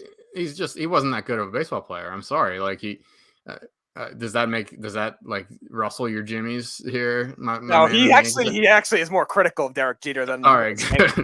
I'm not a Derek Jeter fan. I've interviewed him 3 times. He's as nice as I could be, as nice as I could be on this radio show. He was a prick. Okay. So Alex Rodriguez was much more nice and more interesting to talk to when it comes to interviewing about baseball and sports. The guy actually will have a conversation with you and not feel like you're an idiot and an imbecile that doesn't know the game. Okay. Derek Jeter, on the other hand, he looked at me like I had 6 heads and who are you? Where are you from? Oh, okay. I don't need to talk to you. That's the type of person that he is, unfortunately. And even if his best friend, Gerald Williams, who I know pretty well and have had good conversations with, it's amazing how Derek Jeter and Gerald Williams are great friends because Gerald is so much more outgoing than Derek is. So I don't know how they're friends. So maybe he's got him on a bad day. Sorry. No, 3 times. I turned over a stone there. 3 strikes, I'm out, man. Okay. I mean, he's a Hall of Famer, but the votes he got, like it wasn't unanimous, but very close. Like he wasn't that good. So I'm not one to rail against like old people shouldn't do anything. They're too old, because I think there's plenty of merit to old experienced people having a say in things. But for the Hall of Fame, they're not really with the times, and they don't always look at the data in the most fair way, in my opinion. Before I get to my question, I'll just read some of the comments. Jeff says Josh Donaldson or Trevor Story. Carl says buy Story, censor Donaldson. And could you stop with this Donaldson Trevor stories? They both suck. Okay, they both stink. The answer is Trevor Story, though, to the fantasy question. There you go, Jeff. You got your answer. And Carl says Derek Jeter had a clutch rating of A+. So my question is, either positive or negative so far to start the season, what has been the biggest player surprise and team surprise so far this year? Let's see. The one thing with fantasy is you don't really look at the standings very often because you're just more worried about the players and who's doing well. No, you could do a player too, like any fantasy player surprise, okay, and disappointment. Yeah, I mean Taylor Ward, we talked about, he would have to be the surprise, just from nowhere, totally undrafted in fantasy leagues, to be the number 1 player for a while there. Disappointment. I mean, Jose Barrios is in that conversation. Another AL East guy, just been very bad. A little bit better lately, but still no strikeouts. Really struggling. And another thing is, it wasn't disappointing to me because you kind of expect it, but a lot of these rookies, like Jared Kelenic maybe in Seattle, former top prospect, really struggled last year, but then came back up and really was good in September. And a lot of people thought, okay, he had his struggles, he got over them, and now he's ready to go. But he's back in the minors, so it's very tough for these young hitters to come up and play. So, and there's been a bunch of names like that you could rattle off, the Kelenic type, that rookies highly touted that have struggled quite a bit. With both Mitch Haniger and Kyle Lewis hurt too, you would think he's going to get his chance finally. Julio Rodriguez is on the other side of that. He's a rookie that has played very well. Tough couple of weeks to start the season, but he's put it together and he's here to stay, and he looks very good. So there's players on both sides of that, but typically the rookies have been struggling a lot lately to come up. Yeah, Taylor Ward's kept Joe Adell in the minor leagues, which I drafted Adell in my category league, so that's not helping. Yeah. You know what I would like to use? I would like to use that trampoline to beat the hell out of Jeff on that. Seriously, slam his head over and over and over again with this Trevor Story crap. Trevor Story is not great. I'm tired of hearing it. I don't care how out of a hitter he is the past week. He stinks. I'm tired of it. 176 million's a crud. Okay, he's batting 230. He's got there, man. He's been in your division for 6 minutes. I can't stand him, man, and I can't stand these Boston Red Sox fans. He goes to Boston and he's like the God's gift to the world. I mean, seriously, Trevor Story. Let's talk about Aaron Judge. Let's talk about 17 home runs, and he leads the league in almost every single category. Let's talk about that. How's that? You'd be probably pretty excited about Trevor Story if he signed with the Yankees. Oh, no, I wouldn't. Oh, no, I wouldn't. I didn't want Trevor Stories. I don't like Trevor Stories. Thank God he's not a Yankee. Okay? So you didn't like him before this either? Never liked him. Never liked him on Colorado. Go look at his numbers when he played away from Colorado. Tons of strikeouts. He's not good. Okay. So anybody that thinks he's such a great player, well, obviously they've been eating some kind of porcupine or whatever the hell they're eating. Keep eating it because you're an idiot. Okay? I think you're gonna be proven wrong on this one, my man. Oh yeah? I think Trevor Story is gonna cause you some pain the rest of the year. I don't. So I don't.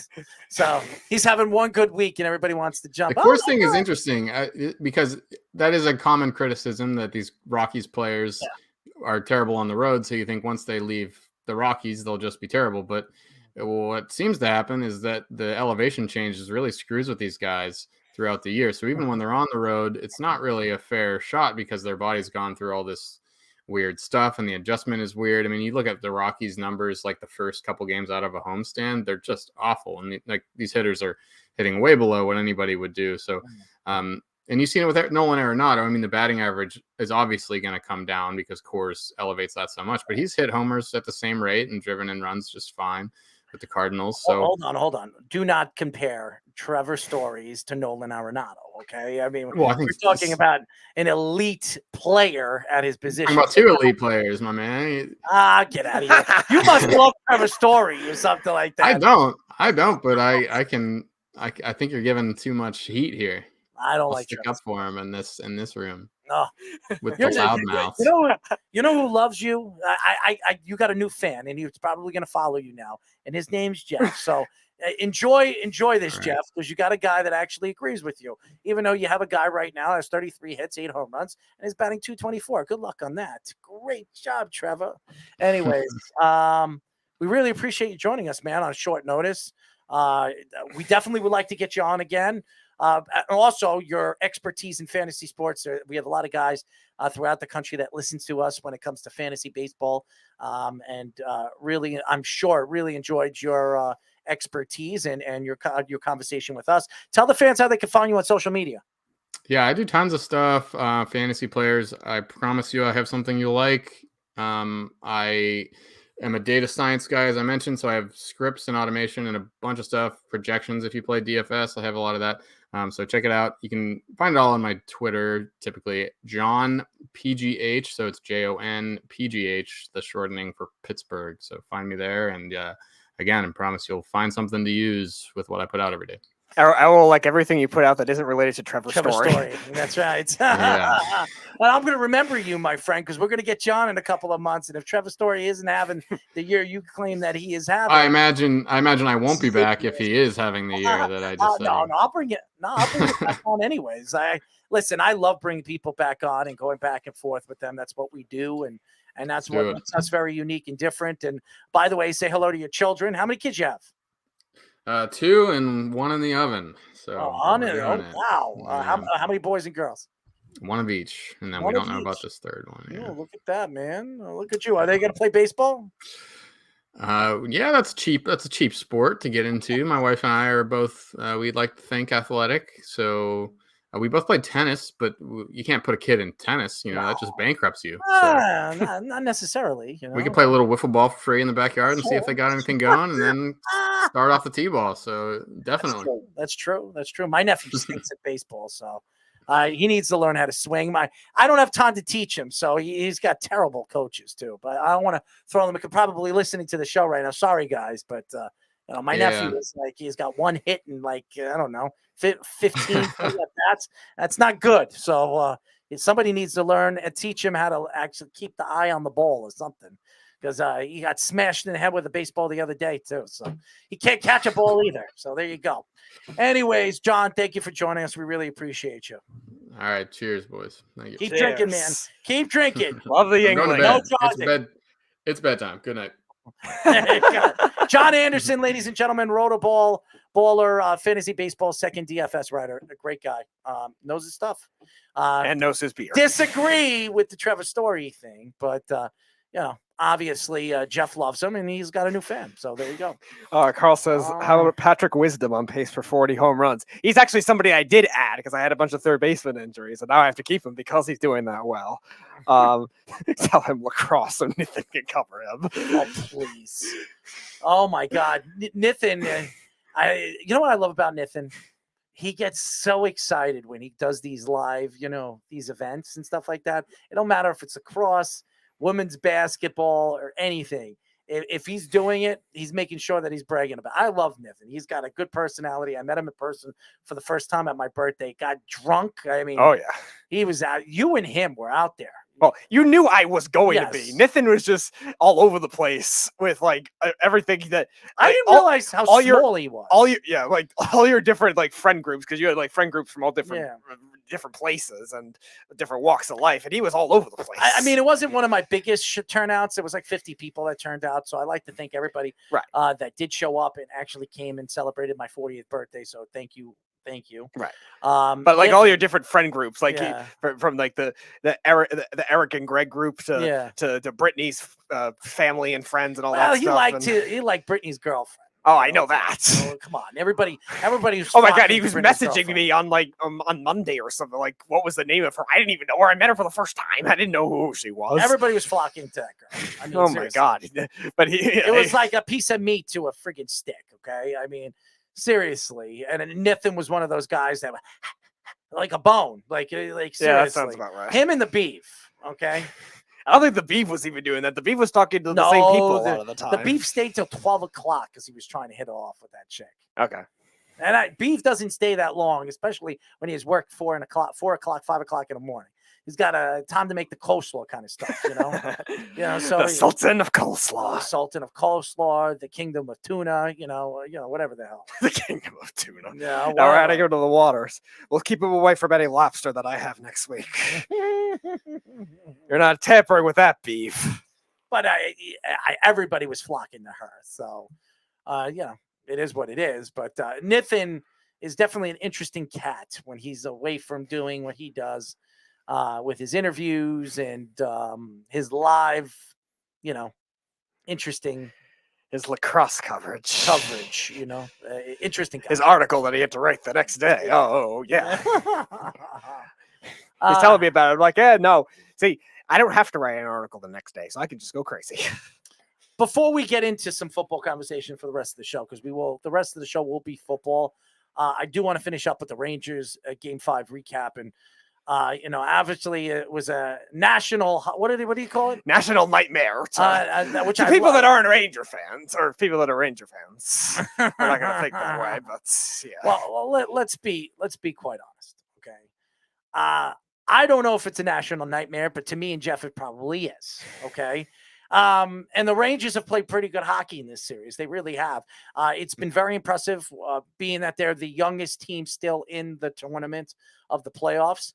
Their average age is, I think, 26. Yeah. They've played really good hockey. They're youngsters. Their young defensemen have played well against this Carolina team that was supposed to be a pretty good offensive team that has not played well offensively throughout this divisional, whatever conference championship, whatever the hell you call this, divisional series. It's just whatever. It's conference semifinals, whatever it is. Okay. What has stood out to me so far in this series is Shesterkin is a different goaltender than he was in the first round. Okay. I think that the Penguins got into his head and he just gave up a tremendous amount of bad goals against the Pittsburgh Penguins. Maybe he needed that. This was the first round was his first time playing in a playoff series. He had to, get his feet under him. But this second round has been fantastic. You see the type of player that he is, the goaltender that he is, and he's going to have to stand on his head when he goes to Madison Square Garden in game number 6 if they plan to take this to a game number 7. What has been unique about this series is when you look at the position that the Carolina Hurricanes coming in this series was, everybody thought this was going to be a clean sweep or a 5 game series. Nobody would have thought that this series was going to go to a Game 6 where the Rangers will have a chance to compete and win and maybe move into the Eastern Conference Championship. They're ahead of schedule right now. There's no question that they are. There were certain players, they're youngsters, the Lafrenières of the world, the Capocacos of the world. They have showed up. They have one of the more talented young defensemen in all of hockey. Playing the way he has played. JT Miller has shown up in this series. Keandre Miller. I'm sorry, I keep calling him JT Miller, but Keandre Miller has shown up in this series as well as he has. Schneider has played well. So they've played fantastic. They really have. So if you're a Ranger fan, you're sitting here today and you're saying, if the Rangers lose this series, is there something to look forward to next year? Yeah, there is. Will they do what they did this year? Only time will tell. This is a team that has a couple of really good young players, and they're not going to have a lot of money next year. No. So this is probably going to be the team that they ride with. They might lose Reeves next year. They might lose a couple of pieces next year, but their core will be here next year. Yeah, what you just described is the biggest thing I liked about wherever this playoff ends up going, win or lose in this series, because my expectations were not very high for this series. I was hoping the Rangers would just win one playoff series. The way they won it, I think especially was impressive too, coming back from down 3-1. That's something that gives a lot of confidence, but the young players have all played well in this postseason. Keandre Miller, I think, has been the best all-around defenseman the Rangers have had. Braden Schneider struggled a little bit towards the end of the Penguins series, but has done well for the most part in that. And then the kid line, we've talked about it all the time on the Weekend Crunch, has been their consistently best line. And that's a good sign for those guys being more trustworthy in that core when they get to bigger roles. Now, obviously, the matchups that they're going to be playing against in the future, when they're going to be playing against first and second pair defensemen, might be different. So they're still going to have to get adjusted to that. And they have a bunch of regular seasons to be able to do that. But the good thing is they're not rattled by that so far. Now, Shesterkin was the first 5 games of the Pittsburgh series. He did not look good. And it really took the Game 6 turnaround where he played phenomenal to really get some confidence going. And the first 2 games of this series it wasn't like a stellar Vezina type performance from him, but he still played well. So that's a good sign for Shesterkin. It's just the veteran guys are the ones that have been struggling. But it was the referees. Oh, but it was the referees. The referees are the reason why the Rangers lost this game. Well, yeah, that might have been more applicable for the first 3 games of the Pittsburgh series, but I don't know about now. By the way, the Beef blamed the referees, obviously, and he probably was beating the TV, his 76-inch TV downstairs in his basement with his chair that he was sitting in, because he thought the Rangers were screwed because of the hooking call, which was a hook. That was a hooking call. Yes, it wasn't the most violent penalty ever, but it was a pretty distinct hook. It was by the book hooking call. And the referees, yeah, they've given the Rangers some gifts in Game 4. Absolutely, gifts in this game too. Now, I also think, it's not to the egregious level. It's not the egregious level of what the Penguins, the first 3 games of the Penguins Rangers series, where it seemed like every overturned goal went the Penguins' way without a lot of distinctive evidence to overturn it. That's a little different. It's not anything like that in this series, Beef. Come on. And again, why don't you blame? For the first goal tonight, why don't you blame Jacob Trouba for not being able to hold a puck at the point? But it was the referee. And the last 2 were just good passing sequences by Carolina. They were bound to get it eventually. I think the defense has played very well in this series, blocking shots. They've been staying in position for the most part. Most of the Carolina goals have been good passing sequences or just ugly fluke goals. How about we use a couple of cupcakes as pucks? Oh, Snug's favorite. If Snug was ever commissioner of a hockey league, that would be exactly what would happen. I mean, what are we going to call the penalties over there? Be caught for cupcaking or something like that? I mean, seriously. The Beef is... There'd just be a lot of icing. Yeah, that's right. A lot of icing. That's good. Good for you, Speedy. Say, Snug, you have ideas. You have ideas for your cupcake hockey league that you can be the commissioner of. The icings. Yes, the icings. I like that. The team. The hookers of all Snugs, Oh, well, Snug would love hookers. We know that. Well, you just said it right there. Hookers can be gifts. I don't know. I mean, so can cupcakes too, I mean, the Beef would probably blame the referees or the referees. The referees. No, Beef would hate them. There's no way he would bang them. Well, unless they're doing it to get it back to his side. Well, allegedly. If there was cupcakes in their pants, maybe the Beef will take his turns with them. Yeah, that's Snug. Cupcakes in your pants. Cupcakes in the referee's pants. I don't know. Listen, I don't know what Snug would do with the cupcakes, but maybe he would. Maybe if he's commissioner of that hockey league, he might require it. He says you might catch the Beef cheese cutting or fudge packing. Fudge packing? Oh, God. Did Alex Slows hack your Facebook? Well, he loves those words. I'll tell you that. I right know. now. Shout out to Alex Slows. He's working for Channel 8 over there in Tampa. Moving on to the big boys, but hopefully coming back soon. I know he's been dreading not being part of his show, the wrestling show Off the Mat, but he is not going to Vegas this weekend. Instead, it's just going to be Josh, Lyle, and his friend, I think Mark. Matt's his name. Matt, I'm sorry. Matt, that'll be an interesting bunch of three guys going Lyle out to in Vegas. Vegas. Could you imagine Lyle in the Vegas? Lyle in Vegas. I don't know if I want to Barzell is imagine that. overrated. I don't know if I want to imagine the Lyle. referees. Oh, God. The Beef in Vegas. That'd be a whole Could you thing. could you imagine Lyle and the Beef in an they'd hate each other. I know that in for a an MMA fact. fight? Could you imagine them two? An MMA fight. I mean, they both talk alike. I mean, the referees, Yeah. Lyle versus the Beef. Yes, Snug. That's what I've been saying the whole time. Whenever he brings that stuff up, who would want to treat a cupcake so poorly as to put it in one's pants? Well, yes, that's what. Every time Errol brings up anything food related like that, that is exactly my answer. Unless it's the food I don't like, then I don't really care. What did Jeff say over here? Wrestling is for people with the PPL, people, I guess, with diminished capacity.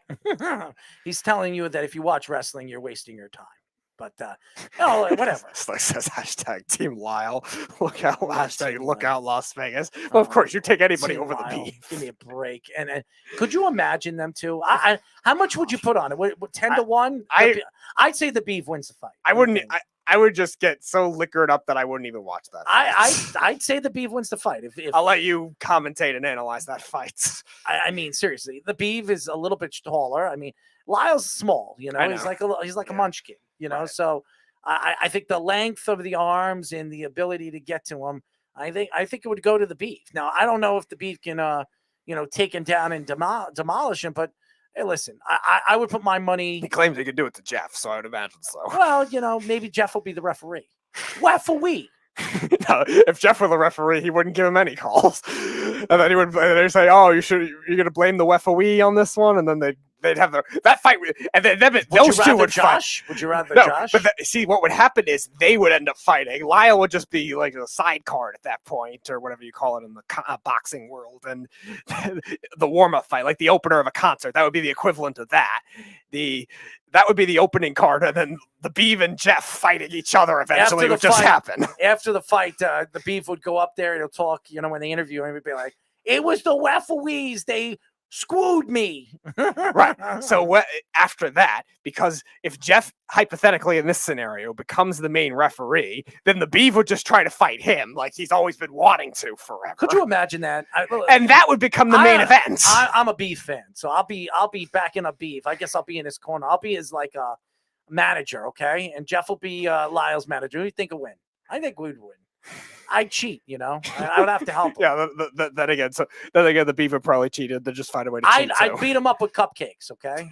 So there you go. I'd drown him with cupcakes. What did Jeff say over here? Jeff says, the only thing the Beef is winning is a silver medal at the Paralympics. And then Snug says, they would just slap each other till they got turned on and then did what came natural to them. Snug said, I'd corner Lyle anytime. Of course you would. And that's a loss right there. Just the fact that Snug's in the corner. He'll be too busy eating his cupcakes, not paying attention to the fight. Snug, the last remaining Lyle supporter. He loves Lyle. I don't know what it is. I know. The hierarchy of Snug's top three. Somehow Lyle made the cut. He loves you. He loves Lyle. And Jeff. And he loves Jeff. Yes, there it is. Somehow among everyone else will defend. I'd say he hates Beef 1, me 2, and no, he likes Mikey C 2. Mikey C. Oh, okay, fine. Well, yeah, that's true. Yeah. No, all right, so Lyle's number 4 then. In that case, I could care less if he hates me. It doesn't matter to Jeff me. is number 1, obviously. It don't matter to me.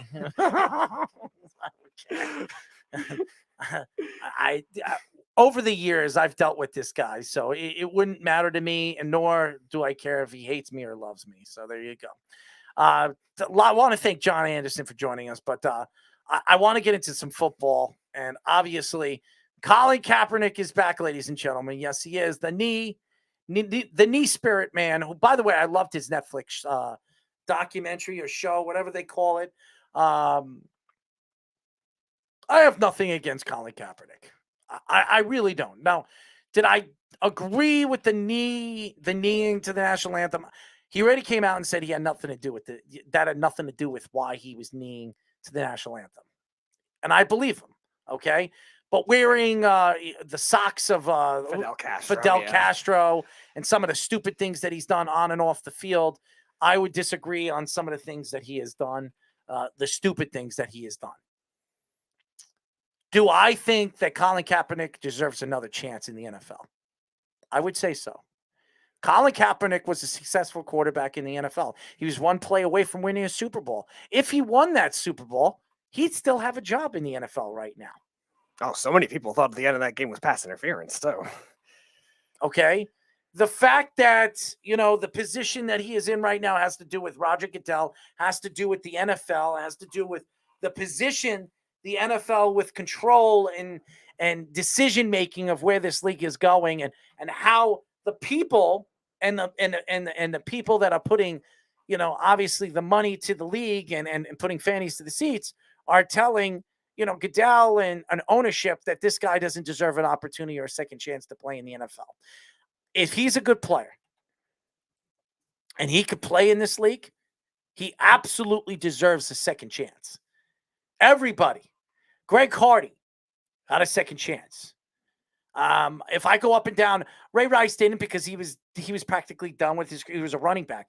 I mean, Colin Kaepernick's 29 years old. He hasn't played in 4 years? No, he's older than that. I think he's 33. Is he 33? Yeah. I don't even know how old he is. I'm looking it up now. Look how old he is. He's 34, yeah. All right, so he's 34 years, but he hasn't played in 5 years. Right.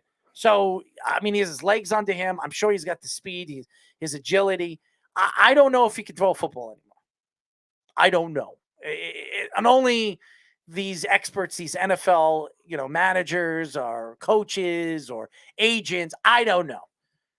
But does he deserve a second chance? Absolutely does. Is he going to make the Raiders, which he's trying out for? Probably not. But does he deserve every year to be a walk-on on one of these rosters? I think he's better than a lot of these backups on some of these teams. I really do. I think and by the way, he has experience. He's won before. At one point, him and Russell Wilson was being compared as one of the two young elite quarterbacks in all of the NFL. I mean, they were commercials of them playing. Yeah, the winner or the loser has to dress up in something or something like that, or shave their head, shave something. I think it was 2013 when they were both probably the best. Those two and Cam Newton were the best dual threat quarterbacks at that time. Yeah. And he was on his way, and he was one play away from winning a Super Bowl. And if I'm telling you, if he won that Super Bowl, we wouldn't be arguing right now. Colin Kaepernick would still have a job. Yeah, it's interesting because I've always thought that he deserved the chance to at least be on a roster in the time that he wasn't. He's been out of the league for 6 years, obviously, with everything that happened with him. Now, granted, I think statistically he fell off from where he was in 13. 13 was really his peak. 14, a lot of things went wrong with that 49ers team. Jim Harbaugh, that whole drama, had a bad year. But he's had some good stretches since then as a player. In that season, 2016, when he did play. Remember, he wasn't even the starting quarterback labeled that year. Blaine Gabbert was, because Chip Kelly is brilliant and loves his guys first. That's a whole nother story. But still, he played well in the small stint that he had. 16 touchdowns, 4 interceptions in 11 games is not bad.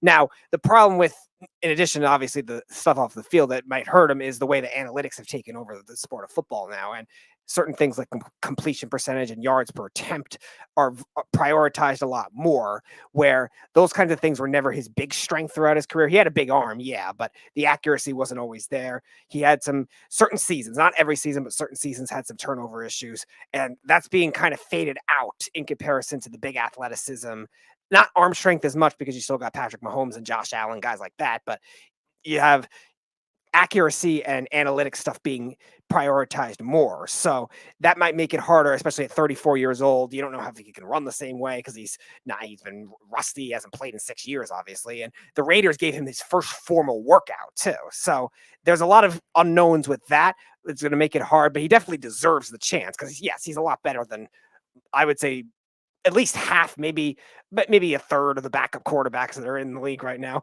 Definitely better than the ones the Giants had the last couple of years. They brought in Tyrod Taylor this year, obviously, but he was a lot better than freaking Mike Glennon and Kyle Lauletta and those guys. I just want to wish, first of all, I want to give the Dallas Mavericks congratulations for a sensational year as a Western Conference championship team, falling short to the Golden State Warriors, who is heading back to the NBA Finals. I am not surprised. I mean, after Phoenix got eliminated by Dallas, I thought the only team that could eliminate the Golden State Warriors, especially the way they played in the second half, was Phoenix. Phoenix really didn't produce, and that has a lot to do with Dallas and Luka Doncic. And what a sensational year from one of the best young players in the NBA. And Jason Kidd, say whatever you want, like him or not like him. He can coach. This guy's been a successful point guard, Hall of Fame point guard. And he got this team moving in the right direction. So shout out to Mark Cuban and his Dallas Mavericks. As a successful Hall of Fame point guard that, yes, is better all time than Steph Curry. And by the way, the reason that was just a shot at your friend, Eric Martini. The reason why they won this series was, and I think the MVP of the series is Andrew Wiggins. I think he was the best player in this series.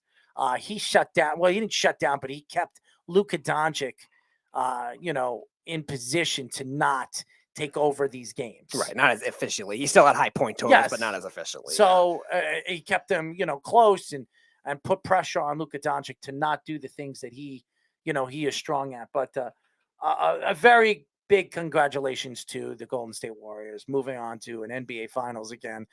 I don't want to see them win again. We know. But very well deserved for a very well-built team with a tremendous amount of talent. A very good future, even without Steph Curry, Klay Thompson. Yeah, they're prepared well. They got a lot of good young wing players.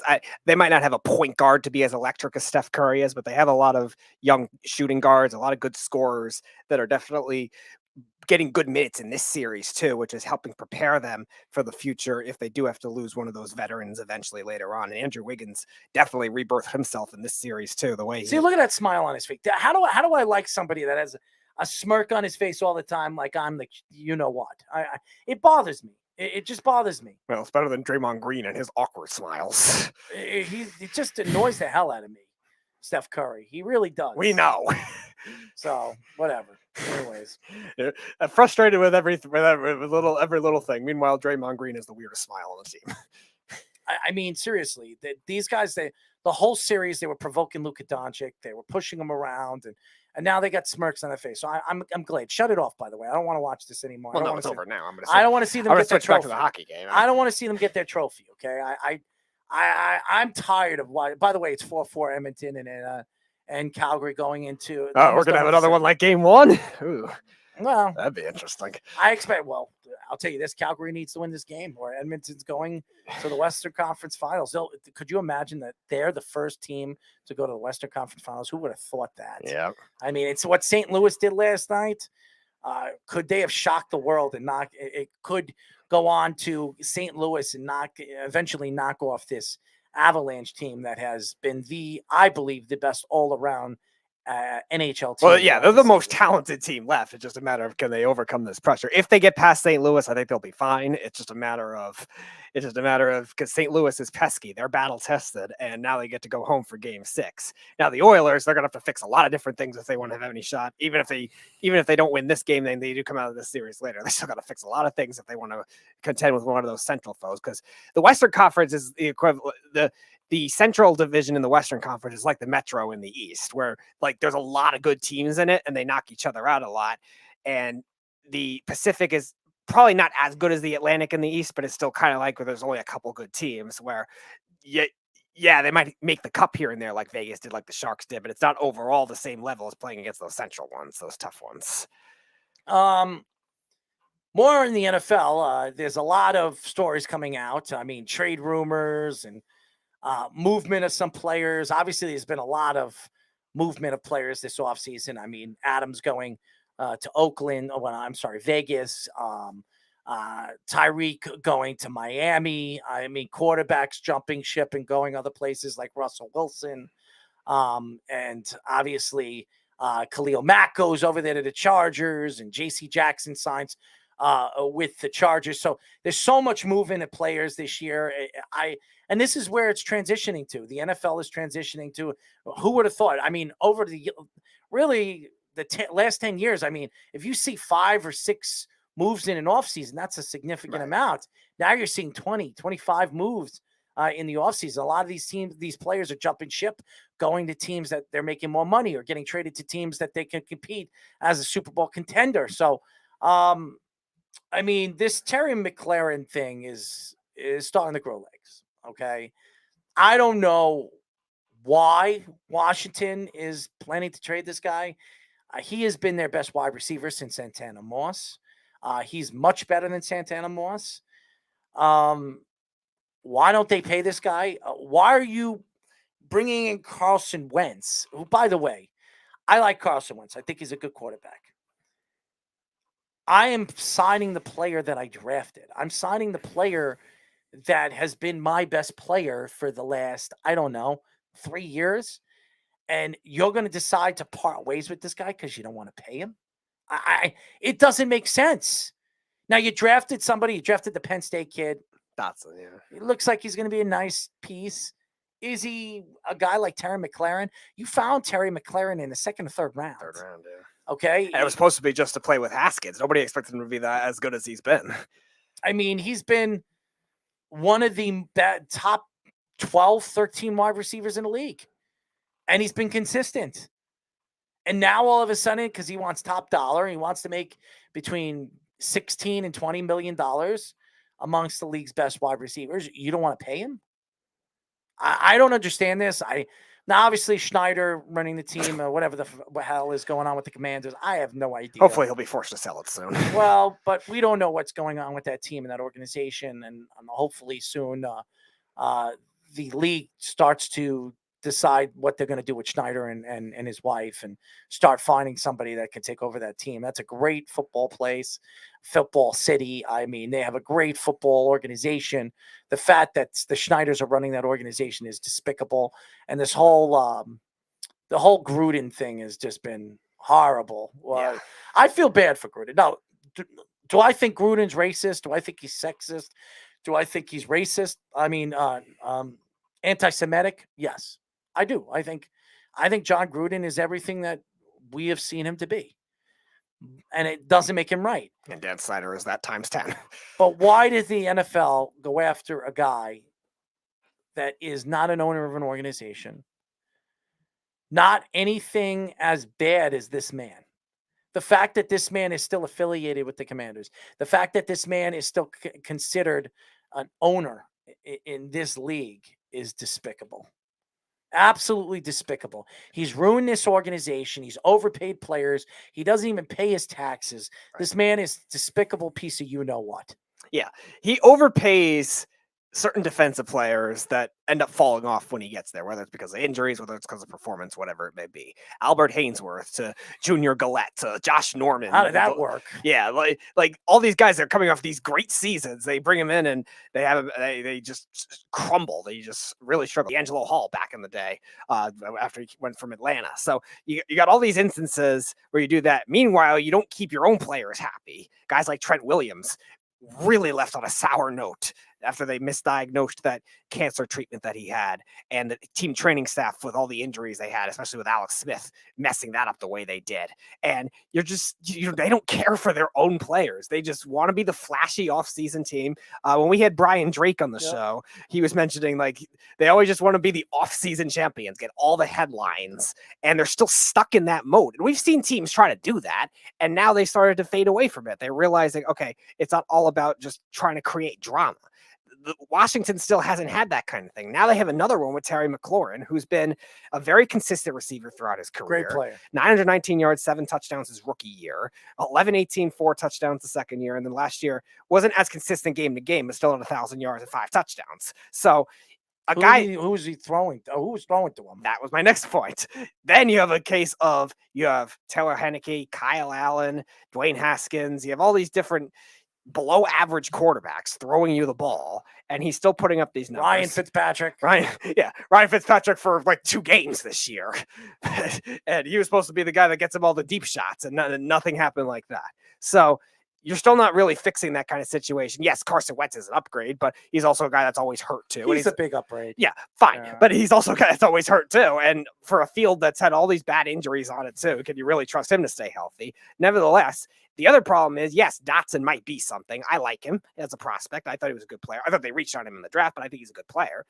Beyond that, Terry McLaurin has been dealing with lackluster receiving depth throughout his career, so he's gotten all the attention. They've had a very inconsistent running game, and he's still putting up those kinds of numbers. And now you're so far apart on a contract extension.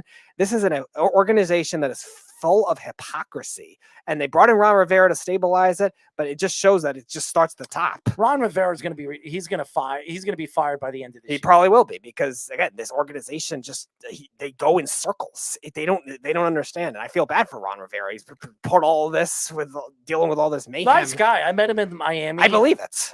Before he got the job with Washington, I met him in Miami. He's big. He's a lot bigger than he looks. Oh yeah. On TV, he's a big man. No, 85 Bears got to be beastly linebacker for that. And a nice guy. He Yeah. really is a very, very nice guy and very well respected around the league. But to take this job in a position where he was just destined to fail. Yeah.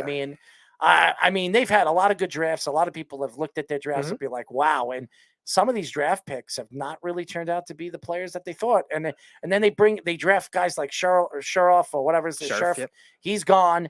He was a top pick. He was one of your best guards, one of the best. Yeah, guards. one of the Giants that drafted him in that draft. And Washington, who didn't really need him at the time, still took him anyway. And he turned out to be an all-pro type guard. Yep, and now he's gone. He goes to Jacksonville. I mean, you let these guys go when you've decided to build your team around a core of players. None of it makes sense. And I think this has a lot to do from up top. I don't know what the NFL is going to do with the Schneider situation. I think they need to start deciding, because a lot of these players are just not wanting to be there. And this is an organization you want to play for. The Washington football team, Washington Commanders, they have a very good fan following. This is a great city for football. It is, and they always do well with attendance. It's just, I mean, a lot of that has to do with the tourism too, but still, they always have good fans, like hardcore fans. It's just they have just dysfunction throughout everything, and it seems like they just don't learn. You know? Right, but at least the Jets have finally evolved and start to learn what they're doing. That actually knows they got a GM that knows what they're doing. They're not giving out these massive contracts all the time, and you're starting to see a lot of those old school teams that were considered, I guess, dysfunctional find that kind of knack in today's NFL. Some of them. I'm not saying all of them. Chicago hasn't done that. Chicago hasn't done that, but I'm not saying all of them. The Browns have now. Oh boy, I feel so bad for Justin Fields. Right. No, you have to. You have to, because the Bears really haven't found that kind of thing either. The Raiders are starting to find it now, but again, they still have the drama off the field that they had to deal with. They got last McDaniels, year. although they're destined to fail. I mean, I don't trust them either, but they're at least still not going to be consistently like 4-12 every year. Calgary scores. There you go. Well, no, that was a replay. Sorry. So they do take the lead, though. No, it's 4-4. It's they're showing an old goal. Yes. Okay. That's old. Yes. It's intermission. So it's intermission 4-4. But yeah, there's certain teams that have found that. The Jets being one of them, like you were saying. The Browns, I think, are another team that was so dysfunctional for a while. But Washington's one of those teams that have been stuck and haven't been able to find it. I think they're a lot like Miami, a lot like Detroit, where they're still stuck in that old mentality just because they have the old school ownership. And their teams, even when they've gotten good, talented players and good, talented coaches, just haven't been able to put it together because of those types of things. And Washington now is going to make it way less attractive of a destination for a top receiver like that, which you need in today's NFL. And now you're going to be able to. Now you're going to force Terry McLaurin out because of that. They're going to let a top receiver out of their paws because they don't want to pay him. I mean, does that make sense? No. And for a guy that it's not like he has character issues. It's not like he has injury issues. He's played in 3 seasons. He's been in the NFL. 46 out of the 48 games that he's played, that he could have played. So there's no concern. If I was Kansas City, I would do everything I could to get him. I mean, absolutely. Seriously. You put him on that Kansas City team, Tyreek Hill, who? I mean, that's what they'd be saying. Right. Because this guy he's not as fast as Tyreek Hill. He can run all the routes. He's bigger. He's stronger. He's got better hands. Right. I think he would be a perfect fit for Kansas City. I mean, but a lot of teams could be looking. I mean, the Giants could be looking at him. I know Washington wouldn't trade him in a divisional team. I know the Jets were. I know the Jets were interested in McLaurin. Right. That was before the draft. Before the draft, but now that they drafted Garrett Wilson, they don't have to pay him. So I'm trying to think of teams that, for some reason, the Browns still have a lot of cap space, so I guess they could too if they wanted to, because they just signed Jadeveon Clowney, but they still have $21 million cap space. How about Dallas?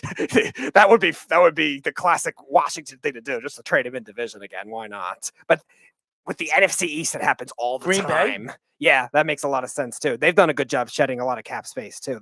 They're in the I think 19 now, which is good for them too. Yeah, they should be the lead team. So at least from an aggressiveness standpoint to go after him, because they need something at the wide receiver position. Otherwise, you're trusting a rookie as a number he's one better option. than something. I mean, I know that. But Green Bay is literally trusting a rookie of Christian Watson to be a number I don't one know receiver. if he's Adams, but you put him. No, but he's a number one receiver, and he's younger than Adams. He's younger. You mentioned that you were saying top 13, probably that range of a wide receiver. Aaron Rodgers will You put him elevate with him Green to Bay, he'll 7 be or a top 8. five. He'll be a top 5. Yeah, something like that. And you need something to take attention away from these other guys. They have running backs. They have a decent offensive line. Plus, McLaurin actually stays healthy, unlike Adams. So he'll actually play hurt. He's not afraid of playing hurt. So I think McLaurin would be perfect for Green Bay. Actually, they're the team that also Minnesota should pursue. Also Minnesota. You think Minnesota needs them? They don't have the money. No, but I don't think they need a receiver as much as they need some defense or offensive line. They need a number 2. Who's their number 2? Thielen. Oh, that's right. And KJ Osborne played well for them as a slot receiver too last year. I think they're pretty okay. I think they need a little more offensive line and some just a little more defensive depth as a whole. I think they did well in the draft, improving that. No, the Saints just signed Jarvis Landry, so they would be out too. I'm trying to think, because the NFC has a lot of those types of receiver needy teams besides the West, really. And in the AFC, you mentioned the Chiefs. I don't think anyone else in that division. Maybe the Broncos. Yeah, I guess with the Judy saga, it's a possibility. Yeah, just give Judy to Washington. That'll be perfect. Well, they're not going to just trade Judy. No, I know. They're going to have to give a lot more than that. I know. I'm just saying that would be funny. Oh, Jerry Judy gets off-field issue 2 years ago. 2 weeks ago. Trade him to Washington. I think McLaurin is worth a first-round draft. I do too. Yeah, he's gonna probably get a little less than what AJ Brown got. Same draft, probably not as talented, but probably not far behind, and consistent, durable. And I think that's what you're going to look at. Don't count out the Patriots either. I don't know if they have the money, but the Patriots are also a team. Yes, they brought Parker in, but McLaurin. A lot better than Parker. You put McLaurin on that team, forget it.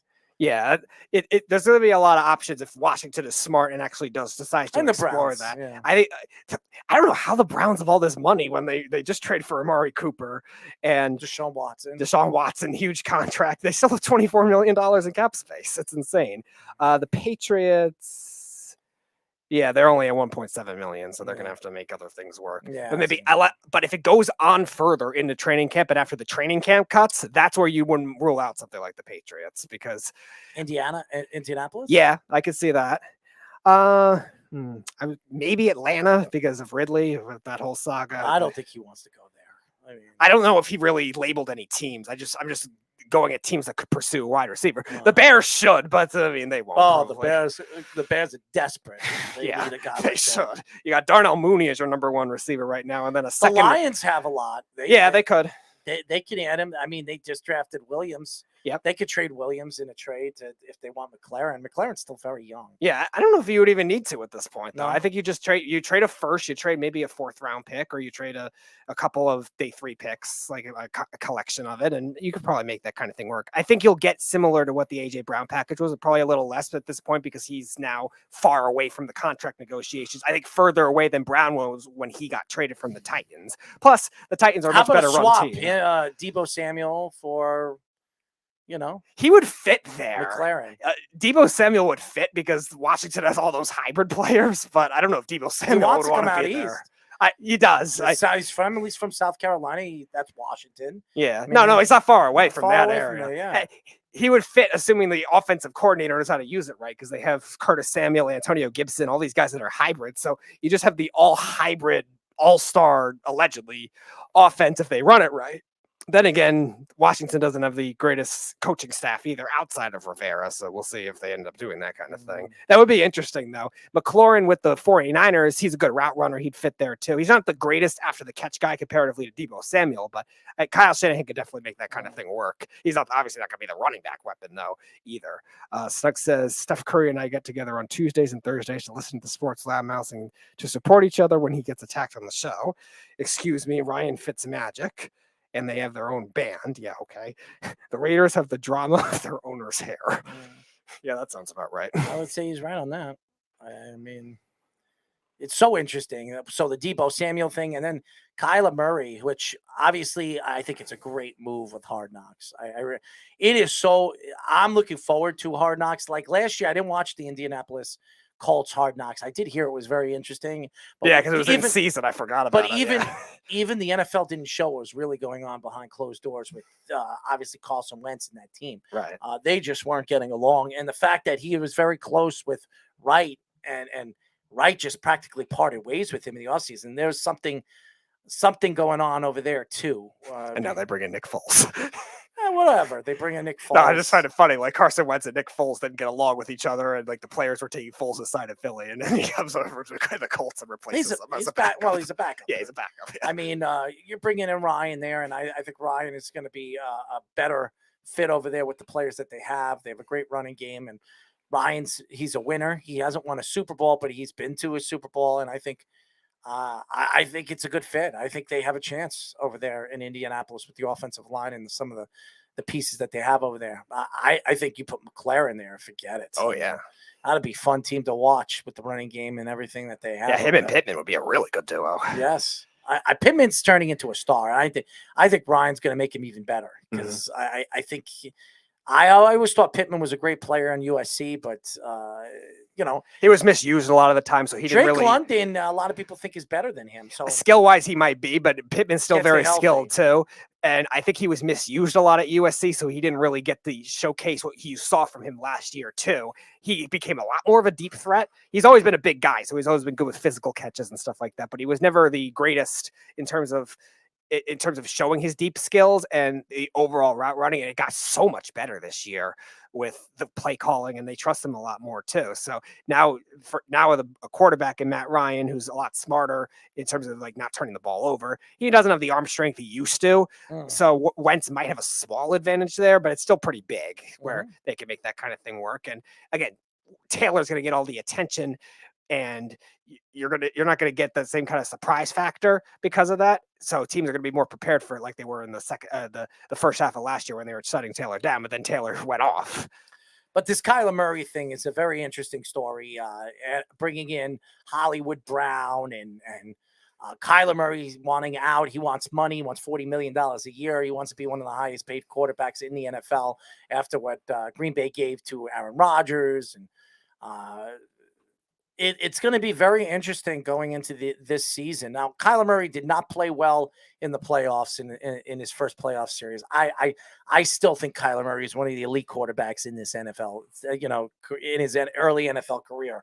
And the fact that Arizona is not giving him an offer it's going to hurt them, because if he has another good year again this year and actually wins a playoff game, his money and his contract's going to go up. I mean, his numbers explain and show for what he is. I mean, Hopkins is going to miss 6 games because of the PED situation, but he'll be back. This team is going to be prolific. They're a good defensive team. They're built very well through their core. I think they're very badly coached, but that's just me. But I think with the talent that Kyler Murray provides and the ability that he can do, on the field, it's hard to believe that this team isn't going to be successful against Speedy. There are 2 things that are going to be judgmental of what Kyler Murray will end up getting. One of which is how well he will play without DeAndre Hopkins. Last year when he got hurt, it was more of a surprise to him. Not that DeAndre Hopkins never got hurt before, but it's not something you could prepare for. He helped as Christian much. Kirk make $76 million. Well, nobody said the Jaguars were smart. But I'm just saying he helped a 4th guy. He was a 3rd guy there, but on any other team, a 4th guy. Now he's a number 1 guy. Yeah, he was their number 2 essentially last year, but he's a third or fourth. He's never guy. been a 1,000-yard receiver. And the fact that he got $76 million just shows you what he did for Christian Kirk. Nevertheless, Just saying. DeAndre Hopkins' injury at the end of the season last year hurt Kyler Murray and hurt really that whole team offense. Now they're a little more prepared for it. They have a whole training camp. They have the whole, well, he's not at OTAs, but they have the whole beginning of the season to know what to be able to do with it. Now they have Hollywood Brown, who I'm not a big fan of, but Kyler Murray knows him well, and he's a good route runner. He's a good guy to fit an air raid type offense. I don't know if he's not going to have the number of Hopkins. Do you want to zip tie the beef? Sure, why not? Do you want to, like tie him to like a what zip bull? ties are. You want to tie him to a Sure, bull? we could tie him to a bull. Why not? Well, but that might kill him. Do you want to see him die? Well, I would hope not. Well, but I'm asking you, if you were to choose him or Josh, who would you pick? Well, I guess him in that case, because it's just like we were saying with the surfboard. It would be funny for. So you would pick the beef to go over Josh? Yes, it's a blooper reel. Hmm. I would hope the bull doesn't kill him, but I don't know. How about Jeff or the beef? The beef.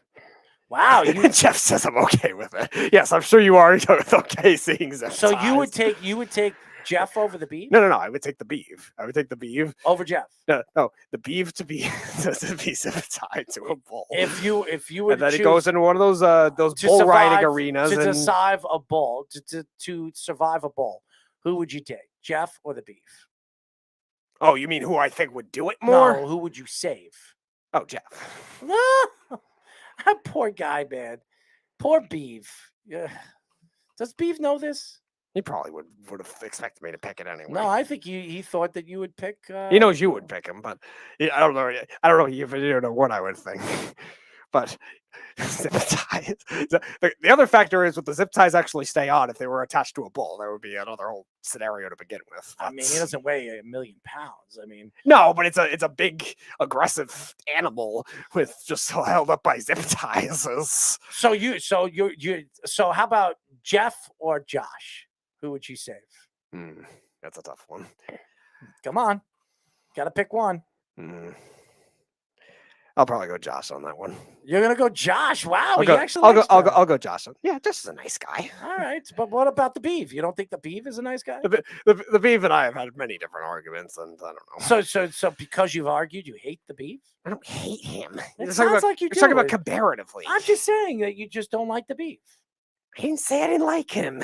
Would you lick his ass? Oh my God, we're not doing this now. I'm just asking. Yes or no? Oh my God. Him or Josh? I'm not letting anyone lick my ass, and I'm not licking anyone else's ass. I'm just asking you. It's an easy question. You know? Yeah, and the answer is I'm not licking an ass. Well, this is a sports radio show, so it could happen, No, it's not gonna happen. Well, Jeff says Speedy is on my enemies list now. Okay, don't worry. I'm not gonna lick your ass, Jeff. Thank you. And I'm not licking any asses. All right, here's a good one. Here's God. Snug or Jeff? Who would you save? I'll go with Jeff because Snug would applaud me for saving Jeff. Oh, but if he wouldn't applaud you, who would you take? I'd probably still go Jeff. You go Jeff. Okay. But Snug would support that decision anyway. I'm just trying to figure out who would you save and who would you not save. Mikey C or Jeff. I'll go Mikey C on that one. Wow, Jeff, you're losing, man. Jeff likes Mikey C. You're falling out of his list. The top of his list. The only. All right, what's your list? Let's hear this. Oh, you ask me, and I'll tell you. All right, go ahead. What is your list of those 5 people? What is your order? Josh, Mikey C, Snug, Jeff. No, you got to ask me. You got to ask me for me to answer. Fine. All right. Who would I pick? We'll start with Snug and Jeff. I'll take Jeff. Jeff. All right. 100%. Let's see. Josh or Mikey C. Mikey C and me have been very close friends for a long, long time. I kill them both. How's that? Oh, you didn't give me that option. I'm not going to kill them both anyway. I would never kill you guys both. Let's see. Let's go. All right. I'll save Mikey. Go ahead. All right. Let's go Jeff or Lyle. Jeff. All right. Let's see. We'll go with Beav or Josh now. That's hard. Yeah. No, because those are the ones you talk to all the time. So I figure I'll give my life to save theirs. How's that? Oh, Plot twist. All right, there All you right, go. Snug or Lyle? That's a good one. That's a really good one. I guess Snug. All right, ready for this one? Yeah. Lyle or Kenny? Lyle. Oh. All right, we finally found a winner for Lyle. It's taking somebody as crazy as Kenny for that. Some of the stupid things that ever comes out. Some of the crazy things that comes out of Lyle's mouth. It just makes me boggled that he even knows what he's talking about. Now, When it would comes you to change your sports. mind if Kenny finally came through on the turkey dinner? No. Oh, the turkey dinner I'd does not still make go a with Lyle. difference. I'll still go with Lyle. All right, Jeff or Mikey C? Mikey C. Mikey C wins that one. Yeah. All right. Trying to think. All right, let's say Snug or Matty Caps. That's a good one. I'm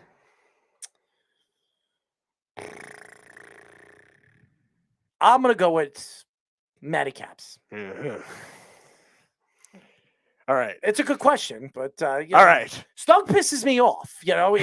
If Snug didn't piss me off as much, and I don't think Snug gives a crap what I say, so it doesn't even matter. Okay. All right. 2 home stretch hosts, Guido or Tyler. Who are you taking? Tyler. Okay. That's not saying much. Guido or Lyle? Lyle. Lyle has a little bit of a winning streak. All right. Kenny or Snug now? Snug. Snug wins out in the battle of the crazies. Yeah. I don't think Snug is crazy. I think he's a pain in the ass. Okay, that's what I think he is. He's always been that. So yeah, so is Jeff. But Snug is a gentleman. Snug over everything. Yeah. He also says he doesn't mind losing to Mikey C. Hey Jeff, would you if Snug's over everything, would you lick his ass? That's my question. Who knows? That's a good question. Snug would probably be honored. That's just an extra. That's an extra credit question for Jeff, and I know what Jeff's going to say. You're disgusting. Oh, I'm sure he would, but I'm sure Snug would also be honored too. I'm just asking. I mean, he loves him so much, so he might as well clean his ass. Right?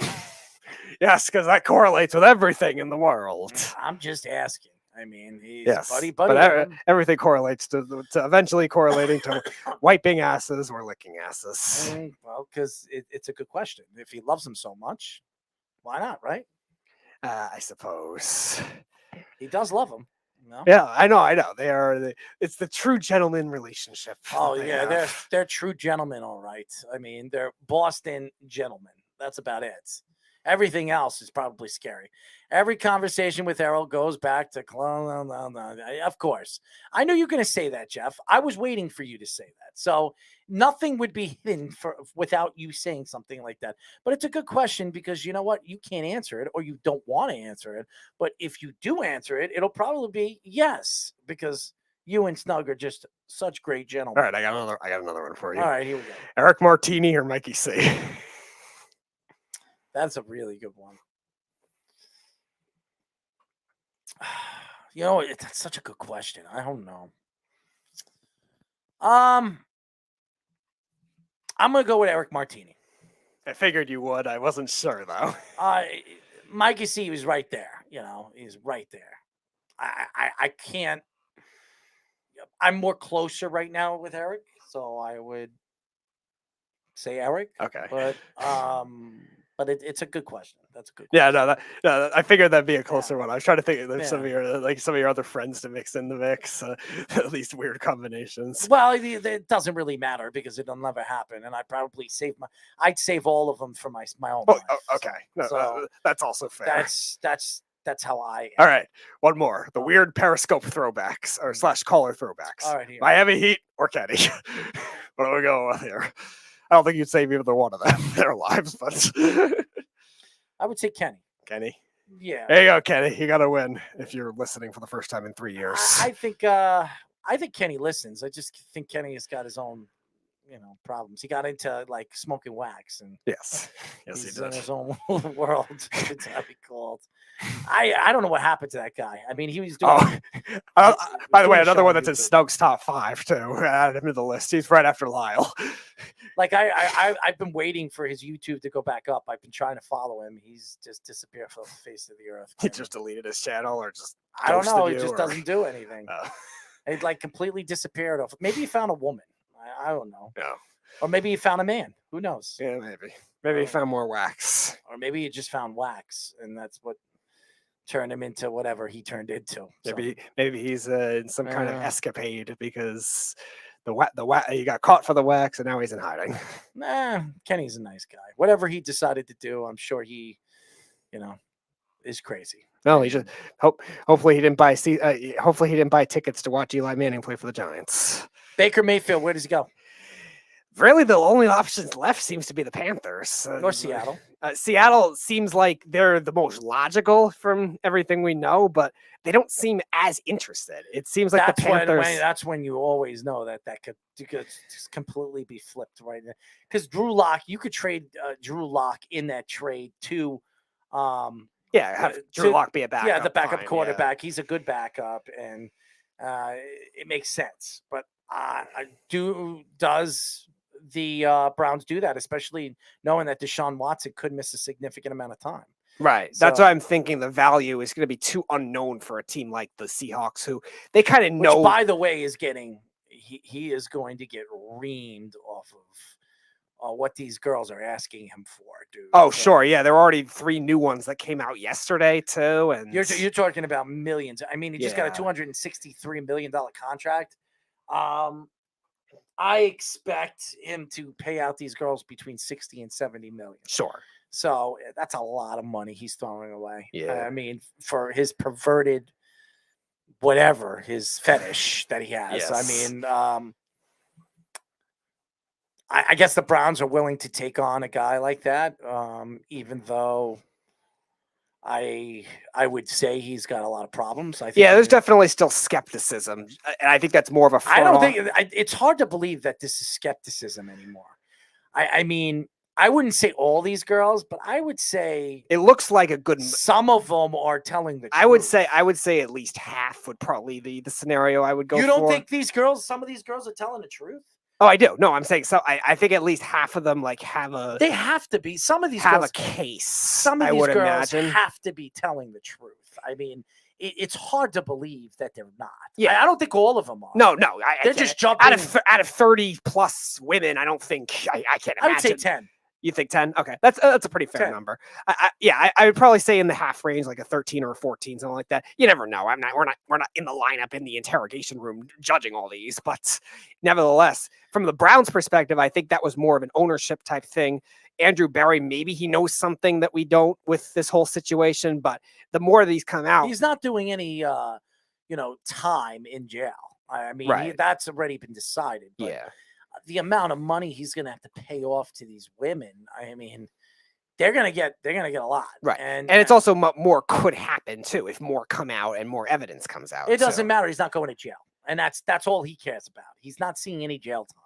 He didn't rape anybody. He's not going to jail. There's nothing that I've read that he's going to see any kind of jail time. The NFL is going to decide what they're going to do with him and their policies or how they're going to suspend him. He might miss 7 to 8 games. Yeah, I'm hearing 10 games is a very likely one for this year. All right, so Baker Mayfield will still be sitting in the position to possibly start. Yeah, the question is now they have to repair their image of Baker Mayfield too, which is a big problem. No, they don't. He's just got to play with them for about 7, 8 games, and then they can trade him at the trade deadline because they'll try to get as much as they bet. And Baker's going to want to play well because he wants to start somewhere else. Yeah. So I expect Baker to go out there and put on a show. And maybe he could prove that they were wrong about bringing in Deshaun Watson. Yeah. Now the upside for him is not much. It's just can he prove it off of the injury more?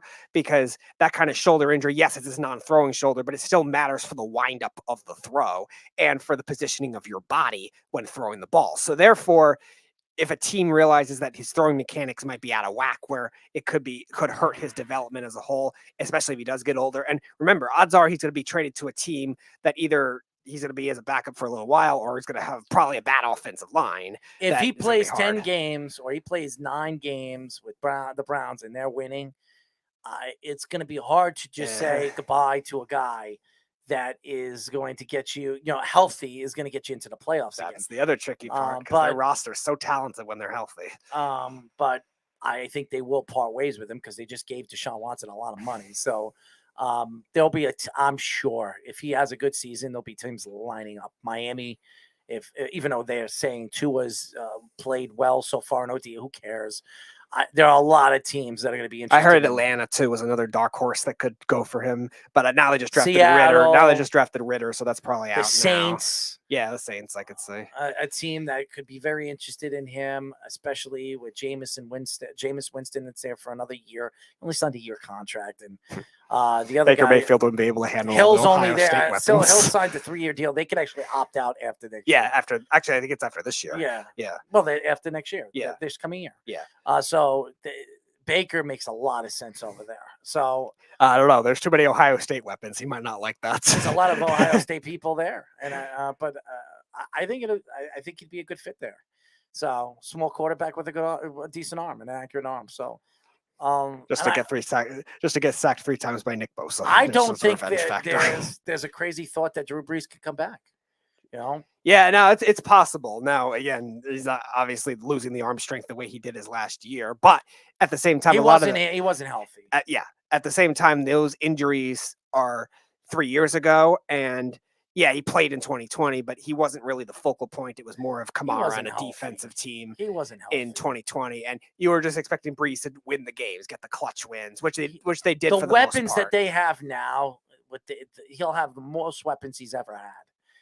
With Thomas there, Olave there, and who's the Kamara other guy? And Kamara and now Jarvis Landry.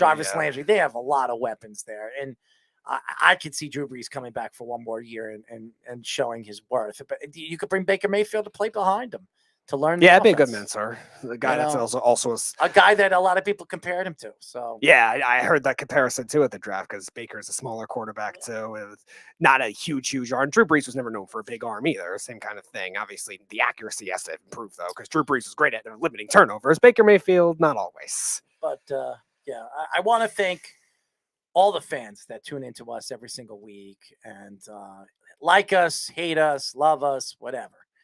Tuning into the show and supporting us and everything that we do. I'd like to thank everybody. This is going to be the first week vacation that me and Speedy are going to take in almost 4 years. No show for us for Tuesday and Thursday next week. We will be gone for a week. We'll be back exactly Tuesday. I'll be back on a plane. I'll be flying in at 6:30. I'll make it just in time for the show on Tuesday. Wow. But we'll be back on Tuesday next week. Not the next week, the week after. Speedy, you going to Maine? Yes, I am. I'm going to Maine with five different national parks / boating beach areas too. We're going to do deep sea fishing again. We're going to do some whale watching and a bunch of other things. And so your mom's going to be swimming? Oh, I'm just kidding. I'm just kidding. Wow. I'm just kidding. I did not expect you to go to that extreme, but okay, here we are.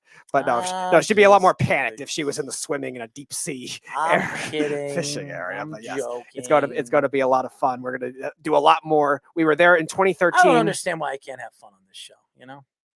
We just spent an hour of deciding who would you rather save if they were in a bull riding zip tie. That's a good idea. Yes. This new Barcelona running of the bulls thing now featuring the Beef, Snug, Kenny, and all them. Attached to zip ties. That would be a good idea. Of course. I'd love to see these guys run. Now, who do you think would win in a race? Snug, Jeff, Josh, the Beef, or Mikey C? In a race on a bull or just a regular race? A race to run away from the bull. I would take probably Jeff in that. Jeff is going to outrun Mikey I think C? I'm not sure. I'm not sure on Mikey C's athleticism level. I know Jeff was a former golfer, former hockey player, and whatever. He's also like 300 pounds or 280 pounds. Is he that big? He's a big man. Okay. Jeff's a big man. Okay. I don't know how much he is. I'm sorry, Jeff. 260. I would say 260. I didn't think he was that big. Okay. 260.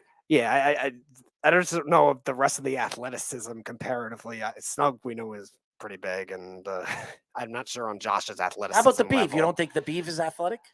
I'm not sure. I don't have really a sample of it to judge. The Beef actually can play basketball, so he's athletic. Okay. So in order from one. But does that supplement raw speed of running Raw from speed. a ball? No, I know, but the basketball speed is a little different. I'll tell you who mine would be. Okay, God. I would say Mikey C1. I would say Beef 2. Jeff 3, Josh 4, Snug 5. Okay. I think we agree on Snug 5. You know them better than I do, like off like the experiences. I might even put Josh before Jeff. But Okay. I think Jeff would probably cheat and And Beef blame the referees. He'll probably pull when he Beef. gets second place. He'll probably choke Beef and Yeah, true. Yes, you're right. I changed my mind. You're right. Mikey C would win because Jeff would do that. You're absolutely right. And no, the Beef would instigate it first, and then they would just fight Mike's each other. witty, so he cheat. So he'll find a Yeah, way to cheat. the Beef will blame the referees. Oh, I should have won. And all the referees' fault. The referees. Look. Speaking of guys that must have blame people for referees, Jeff has returned. Yes, Jeff. Before we If leave, we're all in a bullfighting ring, okay, and very much mea culpa. I am not a fast runner. Okay. Okay. I wasn't not a sure, fast so runner. I Right. just judged. Yeah, got it. But if we're in a bullfighting ring and it's the 5 of us and we all have to run from the bull, I'm grabbing the Beef and holding him down. if Tyler was there too, who would you hold down first? I would hold the Beef on top of Tyler. The bull might get to Tyler first. Because I don't need to be faster than the bull. I just need the bull to be preoccupied with something else. I'll walk on it.